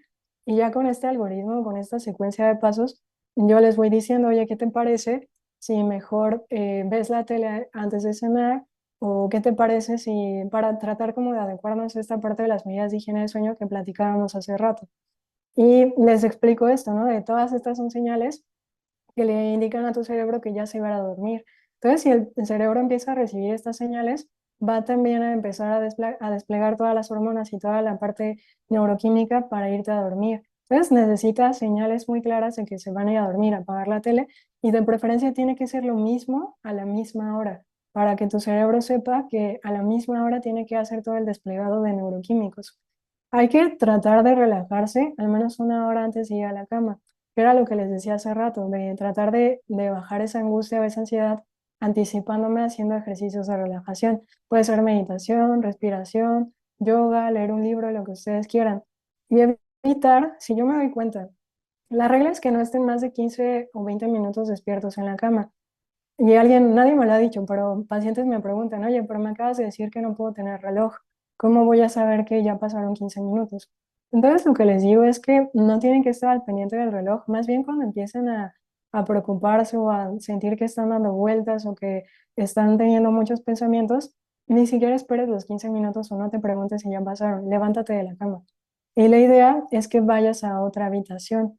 Hay varios pacientes que me han dicho, yo solo tengo 2 habitaciones en mi casa, el cuarto donde yo duermo y la sala, ¿no? O el cuarto de mi hija aparte. Entonces, hay pacientes que también me han dicho, yo no puedo ir a otra habitación. Entonces, lo único que les pido es que dentro de la misma habitación se vayan a otro lado. Por ejemplo, sentarse en una silla o tal vez incluso hasta en el piso, ¿no? Poner una almohada y sentarse en el piso. Pues la idea es salir de la cama. Entonces, ya que salen de la cama y si tienen la oportunidad de ir a otra habitación, lo que les pido es que no enciendan las luces, que dejen como abrir las persianas o algo así para que entre la luz afuera, sin que tú tengas que impactarte directamente con la luz en tu casa. Y si puedes, incluso hagas un ambiente un poquito más frío. Les digo a veces que abran las ventanas para que baje la temperatura y te pongas a hacer algo muy aburrido. Eso también depende mucho de cada persona. Una paciente me dijo que se ponía a contar frijoles y que así se aburría como con la parte monótona de estar pasando los frijoles y además adelantaba la comida. Hay pacientes que les da flojera o que les aburre leer, pero hay pacientes que al contrario los estimula a leer. Entonces es más bien preguntarle al paciente y a veces les pregunto eso, ¿con qué empieza a bostezar en el día? Y esa puede ser una actividad que haga en la noche cuando no puede dormir. Entonces, ese tipo de actividades también tiene que ser muy personal. Ya que empiecen a cabecear, también es importante, creo que no lo hemos mencionado, pero ¿cuántos de ustedes saben cuáles son sus señales de sueño? ¿Cuántos de ustedes saben cuando su cuerpo ya les está pidiendo dormir? Entonces, la mayoría de nosotros empezamos a cabecear, empezamos a sentir los párpados pesados, empezamos a sentir mucho cansancio. Esas son las señales de sueño. Y es el momento en el que tu cerebro te está diciendo que te vayas a dormir. Eso también es importante en el diario de sueño, porque les digo a los pacientes que es como un tren, y si no te subes a ese tren en ese momento, se va a ir y no va a llegar hasta las 2 de la mañana y luego a las 6 de la mañana, porque es el momento en el que tu cerebro está preparándose para dormir. Y si tú no lo haces, se va a pasar toda esa cascada de señales. Entonces, cuando empieces a notar, ya estoy cabeceando, el paciente se tiene que regresar a la cama. Si vuelve a pasar, no me puedo dormir, lo mismo, tiene que repetir la misma secuencia si es incluso toda la noche. No puedo dormir, ya pasaron 15 minutos o me estoy preocupando, tengo que volverme a levantar y hacer exactamente lo mismo, ¿no? Una y otra vez. Y al día siguiente es súper importante que le digan al paciente, ya sé, va a estar feo y probablemente no la pasen tan bien, pero independientemente de si se duermen a las 12, a la 1, a las 3, a las 4 de la mañana, tienen que levantarse a la misma hora al día siguiente. Eso es muy importante, porque entonces van a generar esta parte de la presión de sueño. Acuérdense de lo que les decía del yin y el yang. Entonces, si el paciente pasa mucho tiempo despierto y no se duerme durante el día y se levanta a la misma hora, va a estar muy cansado porque va a tener esa deuda de sueño. Entonces, esa misma deuda de sueño, presión de sueño, va a ayudar a que el día siguiente se pueda dormir más rápido, siempre y cuando no haya ningún otro problema, ¿no? Si tiene un paciente con ansiedad o ataques de pánico y le empiezan a hacer esto, no va a dormir porque tienen que tratar la ansiedad primero. Entonces, sí es importante, por eso les decía o les insisto con que hagan un buen diagnóstico. Es importante también que le digan al paciente que no se puede dormir durante el día, no pueden hacer siestas, las siestas están prohibidas, al menos que te estés cayendo de sueño, que de plano te estés quedando dormida con la cuchara en la boca, ahí tal vez sí vale la pena hacer la siesta. Pero si no tengo realmente una necesidad muy intensa de dormir, no tengo que hacer siestas, ni aunque tenga 65 años, ni aunque tenga 40 años, porque eso también tiene que ver con la activación. Entonces, estos adultos mayores casi siempre no tienen actividades. Entonces, para evitar que se duerman, tengo que ponerlos a activar. Las guías de geriatría dicen ahora que un adulto mayor tiene que hacer la mayor cantidad posible de actividades que ha hecho toda su vida. Entonces, no puedo dejar como que mi adulto mayor se esté durmiendo durante el día porque no tenga una ocupación. Más bien tengo que buscar una ocupación porque las siestas están prohibidas. Al menos que sean, ya les decía que me esté realmente cayendo de sueño, ¿no? Y entonces, si lo tengo que hacer, de preferencia que no sea más de 30 minutos.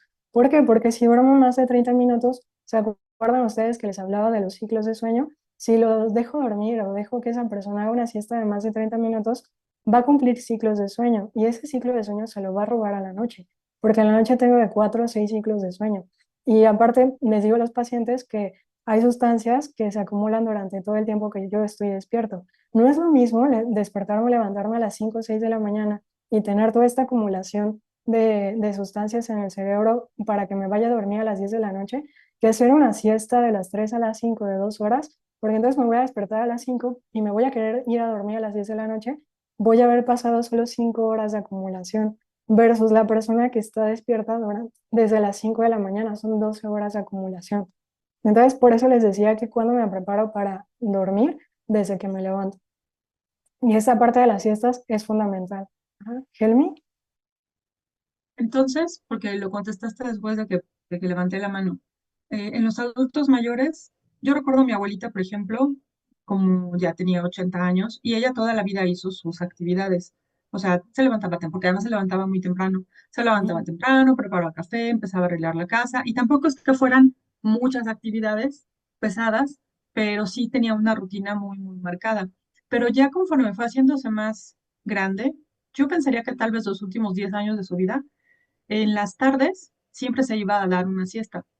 No me acuerdo cuánto tiempo dormía, pero me acuerdo que ya era así como, bueno, ya me cansé, después de la hora de la comida y me voy a acostar un rato. Antes, nada más se sentaba y veía la tele, veía telenovelas, pero después ya era irse a la cama. Tenía su habitación, bueno, se iba a la cama y dormía un rato, pero no me acuerdo cuánto. Pero mientras lo logres que no sea un ciclo completo de sueño, no estaría entonces, como digamos, mal, si además en la noche no le roba esa parte de sueño. exacto. Porque al Sí, final de cuentas, pues sí se cansan más que lo que se cansa uno a los 50 o a los 40 o a los 30, ¿no? sí. Creo que también es un punto importante el que comentaste, que también tiene que ver con el impacto que tenga en la noche, ¿no? porque sí es cierto que hay gente que me dice que puede hacer la siesta y eso no le roba el sueño, ¿no? Entonces, pues, sí depende mucho de cada persona. Lo único es que la mayoría sí les impacta en la noche, ¿no? Entonces, si no hay un impacto y realmente no genera como que problemas para ir a dormir, está bien, pero sí de preferencia no más de 30 minutos. Porque yo les hablaba que la primera parte de la noche está esta parte del sueño profundo. Entonces, muchas veces, sí, son muchos mecanismos y varios mecanismos los que nos llevan a conciliar el sueño, pero la necesidad del sueño profundo es una de las cuestiones fisiológicas que nos hacen dormirnos más rápido. Cuando yo hago una siesta cerca de la noche, lo primero que va a pasar es que voy a entrar directo a sueño profundo. Y como voy a entrar a sueño profundo, digamos que fisiológicamente mi cerebro ya no va a tener un elemento menos para que yo pueda dormirme incluso más rápido en la noche. Entonces, tener cuidado con eso también, como de puede ser que duerma la misma cantidad de horas, pero tal vez no es la misma calidad o tal vez tardo más en quedarme dormido. Entonces, la recomendación sería eso, como no más de 30 minutos y pues sí, si no tiene un impacto en la noche, lo puedo hacer, pero cuestionar esto, ¿no? Como qué tanto realmente no. Y lo puedes saber del diario de sueños. Si se comprueba y no tiene un impacto, adelante. Gracias. No, de nada. Bueno, muy bien. Entonces, la siguiente parte de terapia cognitiva. Los eventos mentales, que ya les decía hace rato, como las distorsiones cognitivas, pueden también tener un impacto sobre el sueño. Entonces, está esta parte de recomendaciones como que te vayas a la cama diciendo que ya, que diste por terminado el día, que no pasa nada. Esta parte de la intención paradójica. Lo leí apenas en el libro de Víctor Frank, de El hombre en busca del sentido, que él decía esto, ¿no? Que te vayas a la cama diciendo, no voy a dormir e intentar permanecer despierto. Es como esta parte paradójica de voy a decirle a mi cerebro que no duerma, y según él podía funcionar, ¿no? Como la parte paradójica de dejar de esforzarte por dormir y más bien esforzarte por estar despierto, y según él esta podía ser una técnica, ¿no? Para conciliar el sueño. La otra también puede ser, que no lo mencionaba en esta guía, pero puede ser esto les digo a veces a los pacientes de dejar de resistirse y ya no pasa nada si no duermo hoy, ¿no? Siempre y cuando sea solo una noche. Y no quizás como quedarte con la angustia de no voy a poder dormir, sino solo dejarlo ir, ok, aceptar, no voy a dormir hoy, pero probablemente mañana sí, porque voy a estar muy cansado, ¿no? El entrenamiento en imágenes, que era lo que les decía hace rato de la imaginería, que es esta parte de la visualización activa, ¿no? Que hay meditaciones guiadas y varios elementos.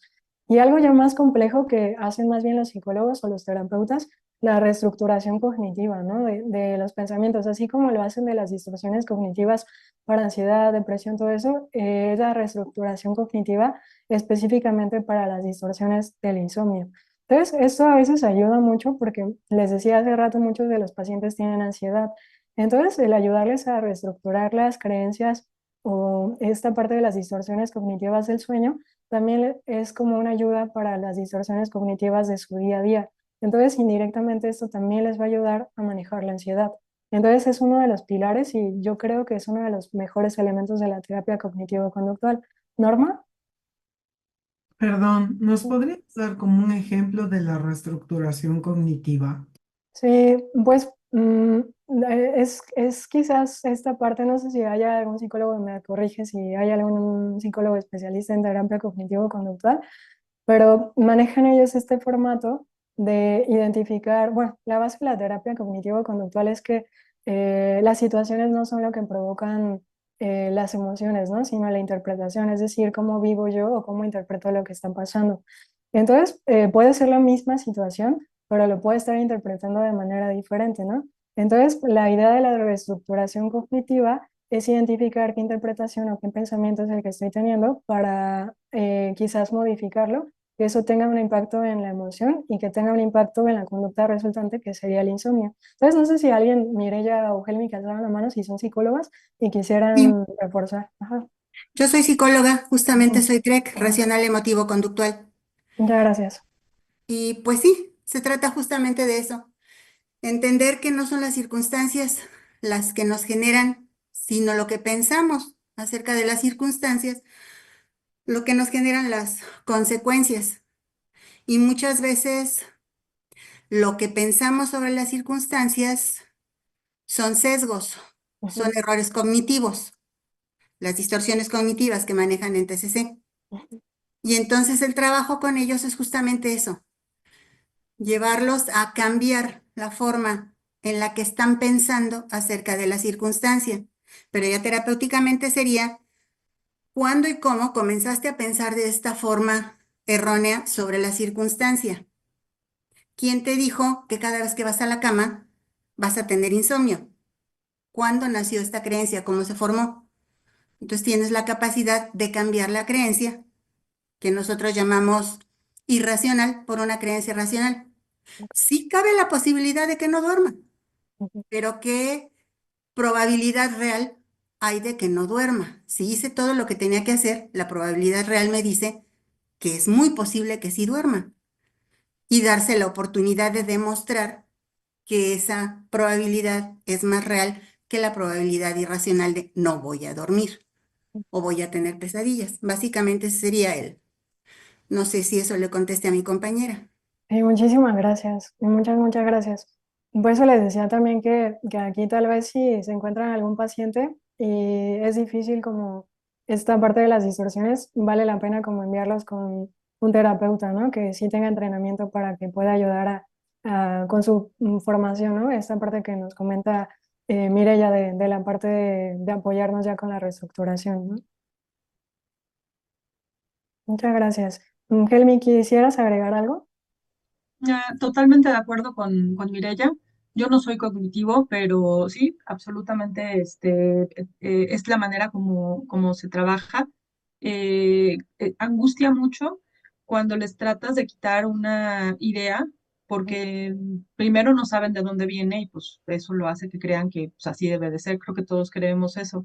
Y una vez que averiguas de dónde viene, a ver, no siempre es fácil quitarla porque si así se los enseñó su mamá, que ya no vive, por ahí fue siempre la que hizo, y trae como un componente emocional muy fuerte, pero tratándolo de racionalizar bien, en el ejemplo que usó está perfecto, porque pues quién te dijo cómo está. Vaya, ¿a poco tú de verdad ya en la vida práctica lo pones a prueba? Ujú, exacto. Entonces, pero sí angustia mucho. Eh, Te digo, a mí me gusta mucho dormir. Entonces, yo no veo la hora en la noche, ni de casualidad. Yo puedo despertar en la madrugada y si yo llego a ver la hora y veo que son, no sé, mi despertador son las 6 y son las 5, ya no dormí esa hora porque pues ya va a sonar el despertador, ya para qué. Y empiezo a pensar, si me duermo ahorita, si alguien vio Friends, si me duermo ahorita voy a tener 8 horas de sueño. Si me duermo ahorita voy a tener 7 horas de sueño. Si me duermo ahorita y de plano ya no duermo, entonces no lo veo, no lo hago. Y quitar esa angustia, como dijo Mireya, es muy bueno, porque entonces ya se vuelve uno, ya casi casi como que sea lo que Dios quiera, ¿no? Muy Y bien, que eso es lo que más ayuda. muy bien. Gracias. Muchas gracias por compartirlo y justo esta diapositiva la hice en base a la guía europea, ¿no? Y ellos comentan esto que tiene que ver un poquito con el diálogo socrático, ¿no? Como de no querer forzar al paciente, sino tratar de negociar y dialogar, ¿no? Para que pueda entender de dónde viene, cómo viene y llegar a la mejor conclusión, ¿no? Pero sí es muy importante, creo que muchas gracias a las dos por los comentarios, que es de mucha ayuda esto, ¿no? No contradecirlo, sino más bien tratar de entenderlo y tratar de que el paciente también lo entienda. Y esta parte también que decía, ¿no? Cuando de plano está siendo muy fuerte la creencia, los experimentos, ¿no? Bueno, dame el beneficio de la duda y vamos a intentarlo, ¿no? Vamos a experimentarlo para que el paciente también ponga a prueba este pensamiento y si no lo logré tal vez con esta parte del diálogo, intentarlo con el experimento, ¿no? Puede ser que salga, puede ser que no, pero es también como la idea de la práctica, ¿no? Y bueno, ya para pasar a la última parte de la presentación, ¿qué hay de evidencia acerca? Les decía hace rato que la primera línea de tratamiento es la terapia cognitivo-conductual. Pero ¿qué pasa cuando la mayoría de nuestros pacientes ya tienen un tratamiento? Porque les iniciaron benzodiazepinas hace mucho tiempo, porque llevan mucho tiempo tomando algún tipo de medicamento. ¿Qué hay de información o qué hay de evidencia acerca de un tratamiento combinado? En este artículo, perdón, era la guía europea, mencionan dos artículos principales, uno con temazepam y otro con sulpidem, donde hicieron esta combinación para saber qué tanto funcionaba el tratamiento conjunto. Y ambos estudios vieron que durante la fase inicial sí había un efecto sinérgico entre la terapia cognitivo-conductual y la farmacoterapia. Pero después, cuando quitaron el medicamento y solo dejaron la terapia cognitivo-conductual, a los pacientes que realmente se apegaban y que realmente seguían las indicaciones de la terapia cognitivo-conductual, vieron que era superior al tratamiento combinado. Por aquí también hay que tener cuidado dentro de estas distorsiones que llegan a tener los pacientes, porque muchos de ellos, precisamente por estas distorsiones, no quieren dejar los medicamentos, porque si no tomo el medicamento no voy a poder dormir. Y es muy difícil hacerles ver que no es propiamente porque no tomen el medicamento, sino por la angustia o la anticipación de no tomarlo. Entonces, había otro estudio un poquito más reciente que proponía que fuera un tratamiento secuencial, que primero empezaras con la terapia cognitivo-conductual y ya que tu paciente está psicoeducado, ya que tu paciente tiene habilidades de restricción de tiempo de cama, control de estímulos, ejercicios de relajación, y aún así no puede, puedes intentar ahora sí el fármaco, pero tu paciente ya está previamente, quizás ya tiene estas habilidades para poder como lidiar con esta parte del insomnio y luego ya el tratamiento. Entonces, eso indicó, es algo triste, pero después de un año de primero terapia TCC y luego Sulpidem, solamente la mitad de los pacientes tuvieron una remisión completa del insomnio. El otro 50% no se quitó el insomnio. Entonces, esto es un poco triste y decía la guía europea, porque esto nos indica o nos urge a que tenemos que seguir estudiando por qué se da el insomnio y a buscar tratamientos. En la actualidad, no hay ningún fármaco que esté realmente, quizás que se haya establecido, que se haya inventado para el insomnio. Todos los fármacos que tenemos son porque se inventaron para otra cosa y los usamos indirectamente por el efecto de sueño que tiene. Pero no hay ningún fármaco en el mundo que se haya inventado para el insomnio, ¿no?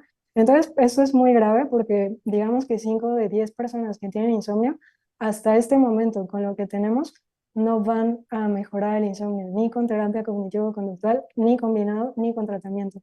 Entonces, eso también es importante, ¿no? Y tenerlo en cuenta. Más adelante, ojalá encontremos algo, pero sí creo que es importante. Y este estudio se hizo con Solpidem, que más adelante les voy a enseñar, pero es el fármaco que más se utiliza para inducir el sueño. Mireya. Creo que parte del problema, y esto yo lo escuché por ahí de una maestra en psicología positiva, parte del problema es que la terapia cognitivo-conductual deja de lado, no profundiza, por un lado. Esto nos genera cambios superficiales, meramente condicionamiento.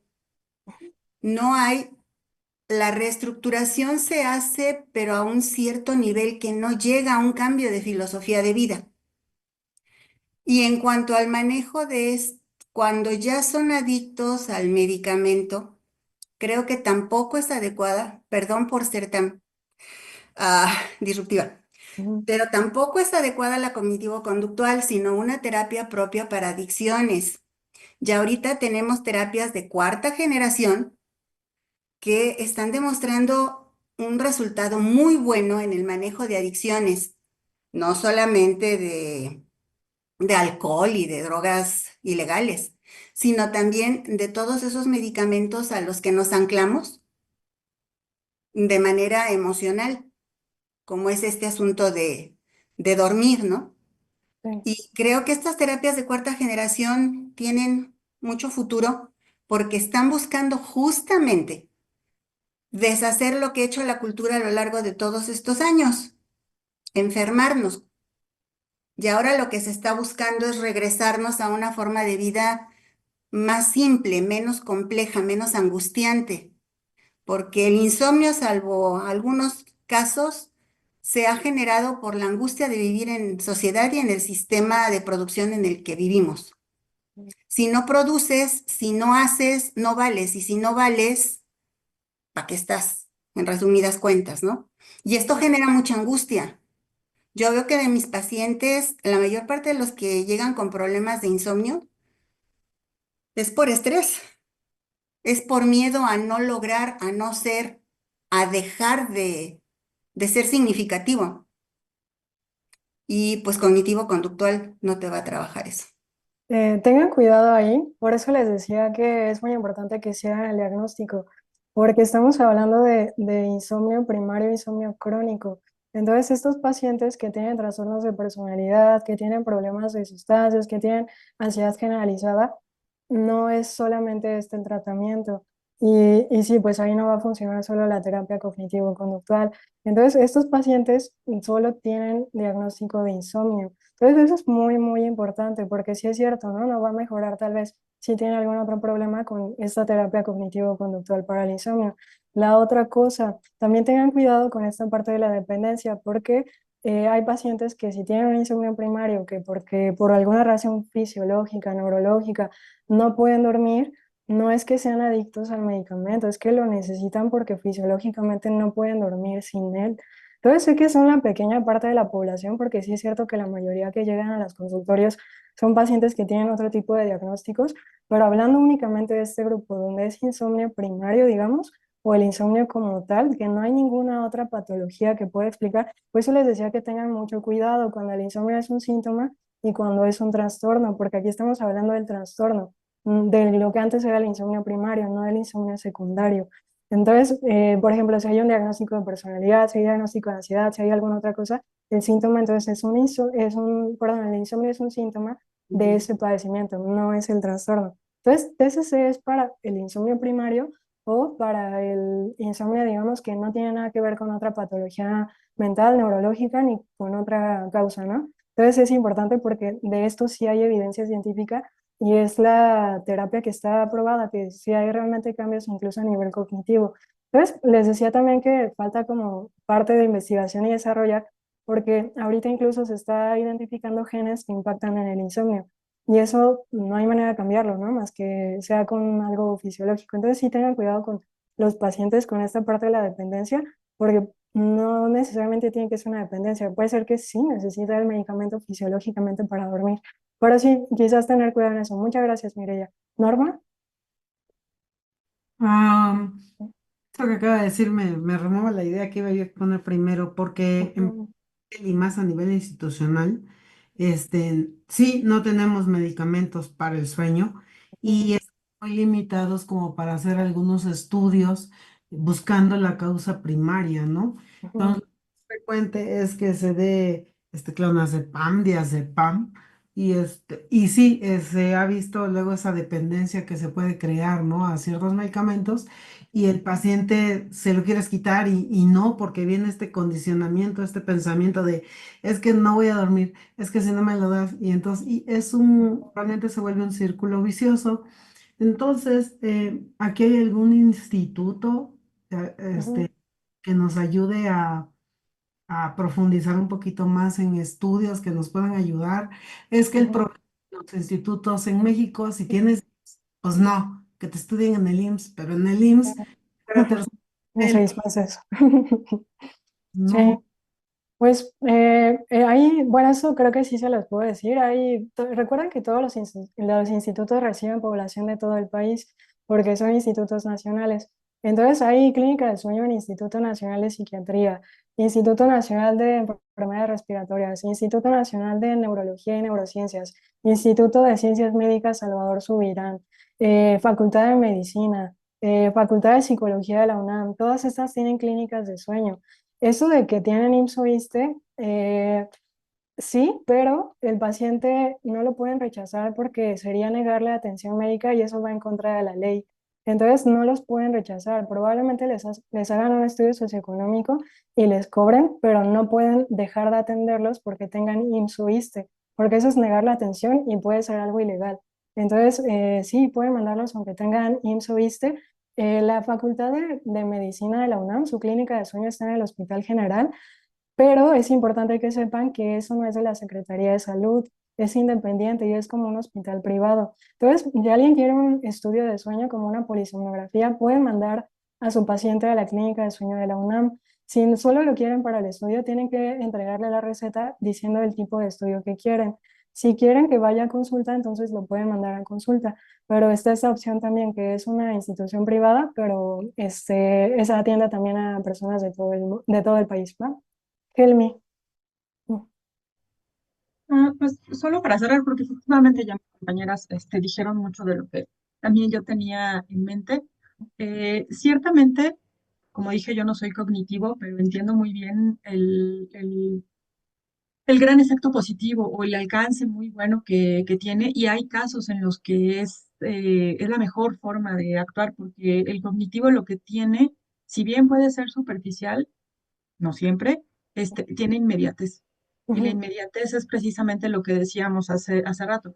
No, manito, pues es que yo creo que me traigas un diario del sueño, 2 semanas. ¿Cómo que 2 semanas? Pero si yo ya no puedo más con mi vida, lo siento mucho, es la única manera que podemos hacer. Exacto. Entonces, a veces los pacientes sí necesitan algo como más inmediato. Una vez que resuelves, desde mi punto de vista, una vez que resuelves lo inmediato, entonces ya puedes tener un poco más de espacio para trabajar con lo que no está inmediato y Sí, poder hacer ese cambio que comenta Mireya, que pueda ser más profundo, que sea un cambio de idea, que verdaderamente cambie tu filosofía de vida, vaya, ¿no? exacto. Pero también la idea de poder trabajar interdisciplinariamente y saber desde el ámbito en el que estamos trabajando cuál es nuestro alcance, perdón, y conocer hacia dónde los podemos orientar. A mí me gusta mucho trabajar con psiquiatría, por ejemplo. En general con medicina. O sea, a mí no me gusta que el paciente venga y nada más decirle que todo es inventado y psicológico. Hay gente que tiene esa idea, Ujú, sino precisamente decir, ok, creo que estamos trabajando aquí en esto y esto y esto, pero no estaría de más que te hicieras ¿cuándo fue tu último general, ¿no? ujú, De salud. ujú. Tal vez sea buena idea que visites a un psiquiatra. No sé, o sea, Bien. hasta creo que de las más, no solamente la psiquiatría, de la más ligada a lo mejor con psicoterapia, es gastro, porque pues mueren de colitis, Muy gastritis, funcionales. Ujú. y no son situaciones inventadas, es una absoluta realidad. Y tú no, como psicoterapeuta, vas a poder trabajar con un paciente si ese paciente no está primero atendido desde lo fisiológico. Sí. Muchas gracias, Gracias. Jimmy. Gracias. José Octavio.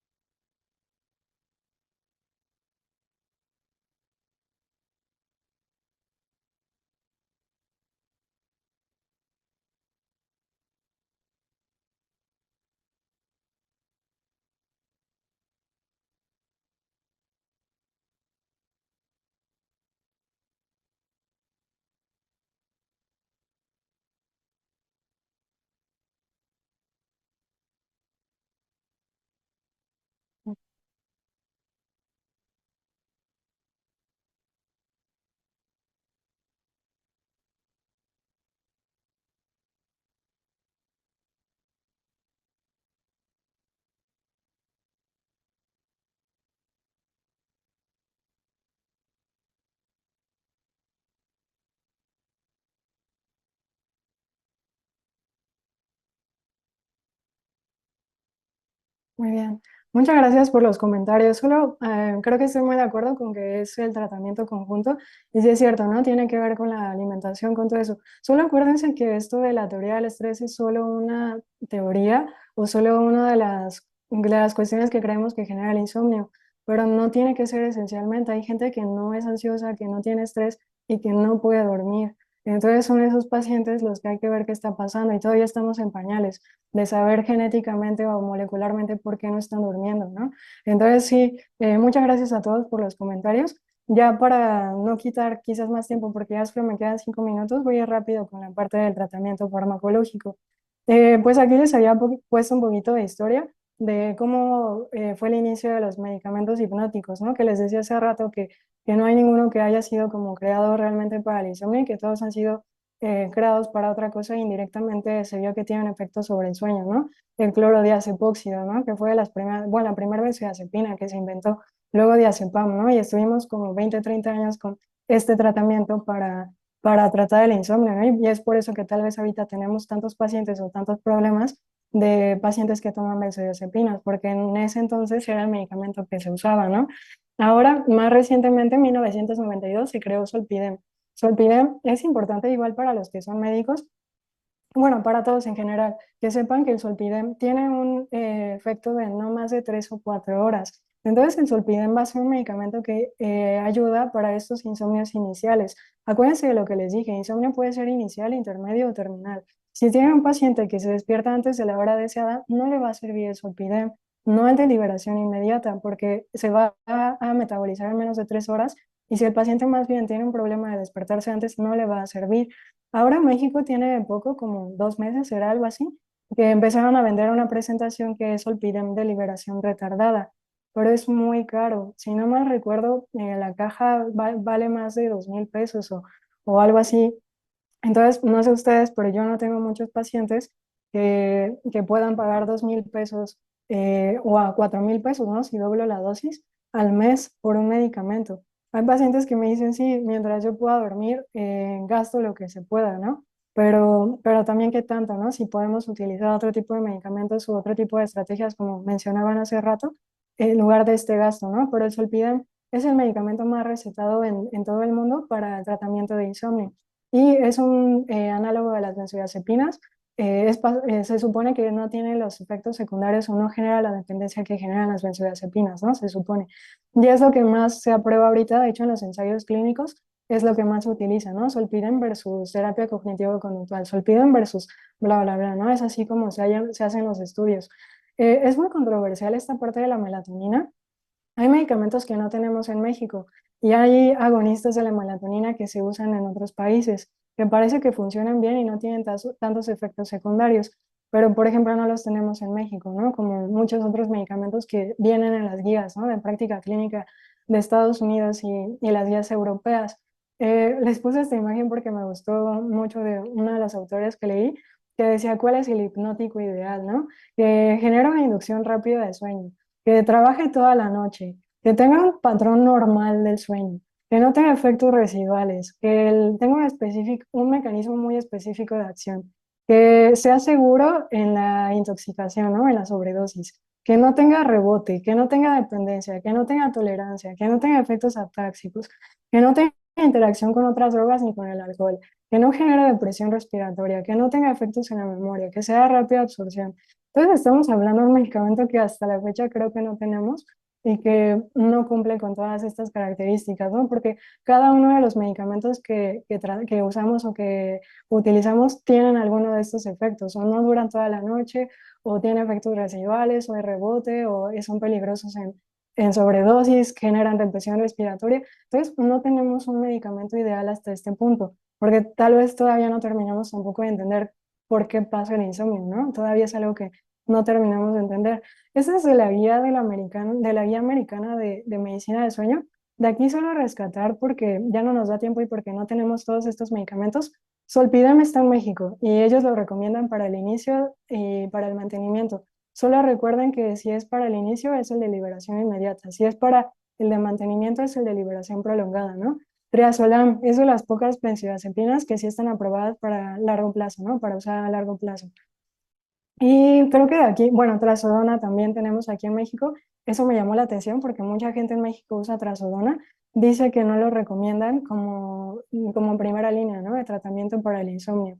Y la difenidramina, ¿no? Que vemos muy comúnmente en comerciales. No sé si han visto esos comerciales del borreguito en la tele de ve a tu farmacia más cercana y compra tu medicamento para dormir, que son medicamentos para las alergias, ¿no? Difenidramina, porque actúa sobre histamina.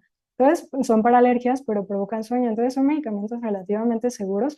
Lo único es que pierden efecto. Si no mal recuerdo, a la tercera semana ya no sirven. Entonces, no son medicamentos que realmente se puedan utilizar, ¿no? Me llamó mucho la atención porque en las guías que leí no recomienda la melatonina como ni inicio ni mantenimiento del sueño. La melatonina puede llegar a producir un poquito de sueño, sobre todo la que es sublingual, de liberación inmediata, pero su efecto es ser un cronorregulador. Lo que hace la melatonina es que me vaya a dormir a la misma hora y me despierta a la misma hora. Pero hay médicos que lo indican como hipnótico y eso es erróneo porque la melatonina, su fuerte no es ser un medicamento hipnótico y en las guías no lo recomiendan para trastornos del ritmo circadiano, que era el ejemplo que nos estaba dando el doctor Ángel hace rato, pero no es un medicamento hipnótico, no es su fuerte, ¿no? Tampoco el triptófano y algunas de las guías mencionan otro tipo de medicamentos como herbolaria, como la valeriana, ¿no? No hay evidencia que sustente que valeriana o algún elemento de fitoterapia sirva, ¿no? La guía europea recomienda igual, ¿no? Benzodiazepinas y análogos de las benzodiazepinas, no mayor a 4 semanas. No sé ustedes, pero la mayoría de los pacientes que me llegan, tengo pacientes que les han tomado hasta por 20 años. El famoso, ay, se me fue ahorita el nombre, es que hay un medicamento que tenía diazepam, amitriptilina, es un combinado, perfenacina, son 3 medicamentos muy fuertes. Ya me fue ahorita el nombre, ¿mande? ¿Alguien dijo algo? No. ¿No? Ok, Creo que era el Adepsique. ajá, Adepsique, muchas gracias. Ajá, que justo es un combinado, ¿no? Y tiene una bomba de medicamentos. Y tengo pacientes que lo han tomado años, ¿no? 15 o 20 años. Entonces llegar a la consulta de pronto y decirle, tiene que dejar, y aparte dividírselos, ¿no? Son 3 medicamentos, en algún momento ya no lo vendían. Entonces era dividir cada uno de los medicamentos para irlo bajando, ¿no? Poco a poco. Entonces, no más de 4 semanas. Considerar antidepresivos sedantes en el tratamiento a corto plazo.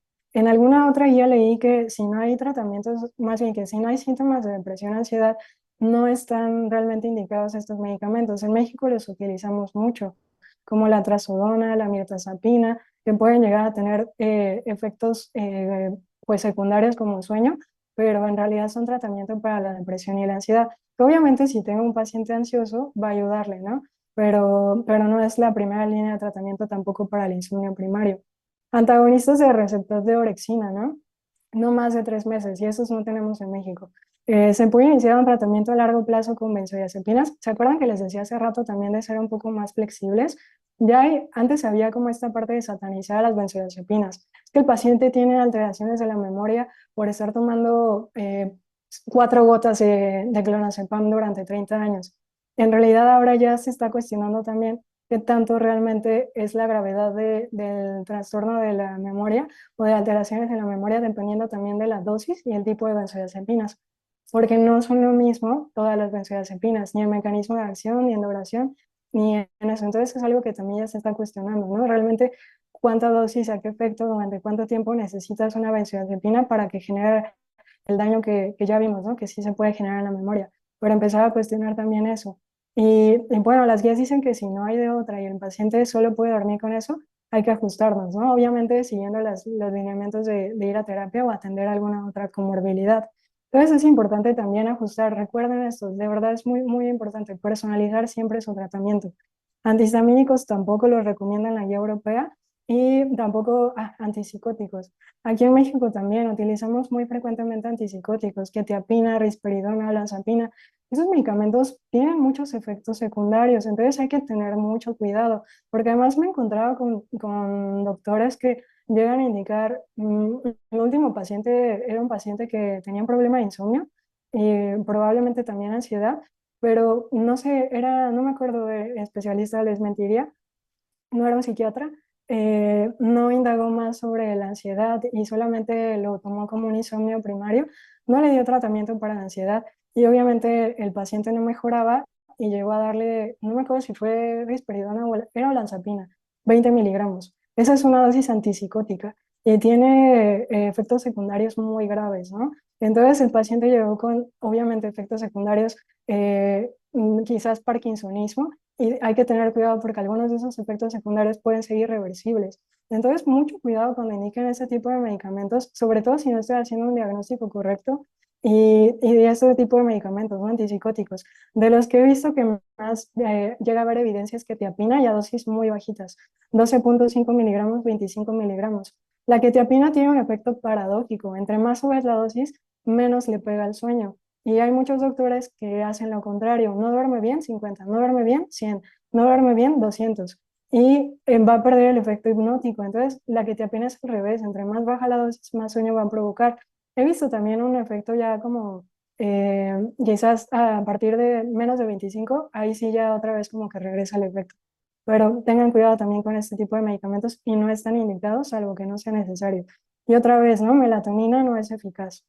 Entonces, efectos secundarios, los que ya les decía, ¿no? De los antipsicóticos, parkinsonismo, aumento de síndrome metabólico, extrapiramidales, discinesia, mucho cuidado, ¿no? Benzodiazepinas, la dependencia que ya todo el mundo hablamos, ¿no? Análogos de benzodiazepinas, esto es importante, Zolpidem puede llegar a provocar eh, trastorno de la conducta de sueño-humor. Los pacientes empiezan a actuar sus sueños. Entonces, hay que tener cuidado con este Zolpidem y también lo he visto con tratamiento con algunos antidepresivos como fluoxetina, venlafaxina. Alguna vez uno de mis maestros me dijo que cuidado porque no es normal como tener estos efectos secundarios y si los tienes es porque algo está pasando, pero son efectos secundarios que pueden haber, ¿no? Y pues en general son como lo que les decía hace rato, no hay medicamentos realmente seguros, ¿no? Y lo que ya comentaba también hace rato José Octavio, también combinarlo con si es posible y es seguro, medicamentos tardes herbales o fitoterapia, siempre y cuando tenga seguridad de que no va a impactar en mi tratamiento, ¿no? Que no le va a generar un mal al paciente. El ejercicio. Antes se manejaba como medida de higiene del sueño, ¿no? Pero creo que independientemente de ser medida de higiene del sueño, tiene que ver con la actividad y con el cansancio que pueda generarme, ¿no? No hay ningún tratamiento que esté recomendado a largo plazo porque todos tienen efectos secundarios, pero lo que les decía hace rato, ¿no?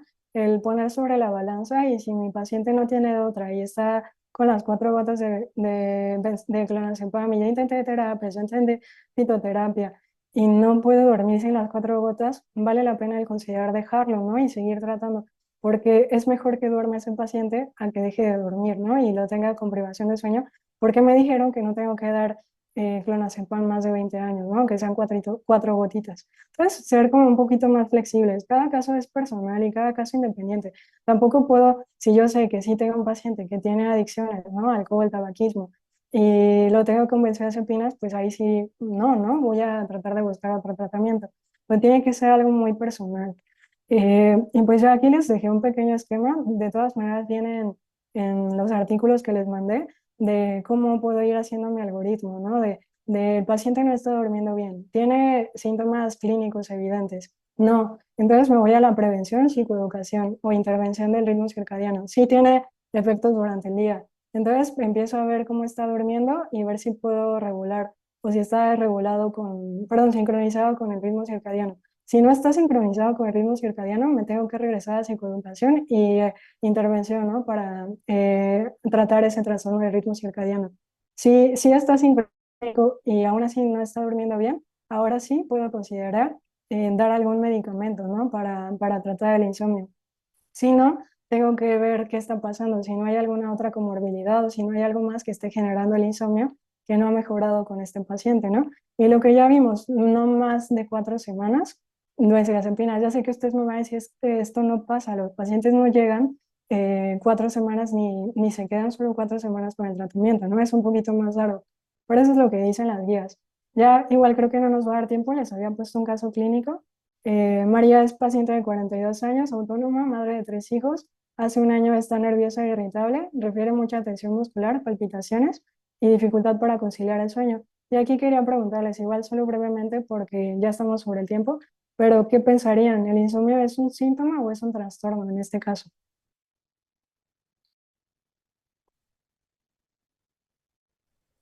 Yo pensaría que es un síntoma. Ujú, exactamente. Entonces, es parte de lo que quiero que se lleven, ¿no? Como tener mucho cuidado. Les hago mucha insistencia en hacer correctos diagnósticos, pero tiene su porqué. Traté de explicarles, ¿no? Como la cuestión del tratamiento.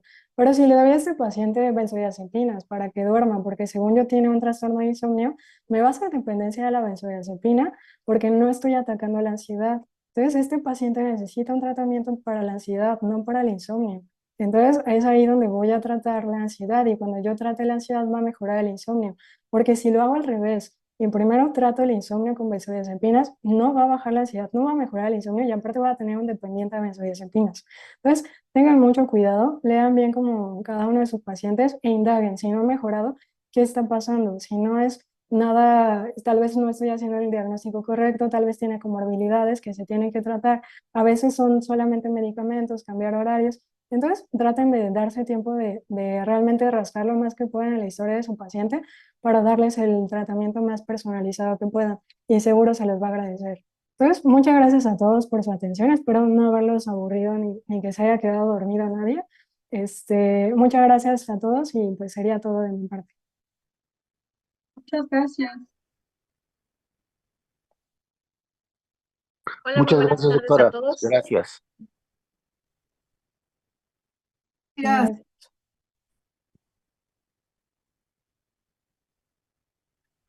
Buenas tardes a todos. Espero que esta sesión haya sido de mucho aprovechamiento para cada uno de ustedes. Y pues queremos agradecerle especialmente a la doctora Alejandra Aguirre por brindarnos esta clase. Esperamos que cada uno de ustedes haya tomado la experiencia y pues más que nada también queremos finalizar la clase y pues espero que nos encontremos en la próxima sesión. Muy buenas tardes a todos. Espero tengan un excelente día. Muchas gracias. Gracias Buen día. igualmente. Hasta luego.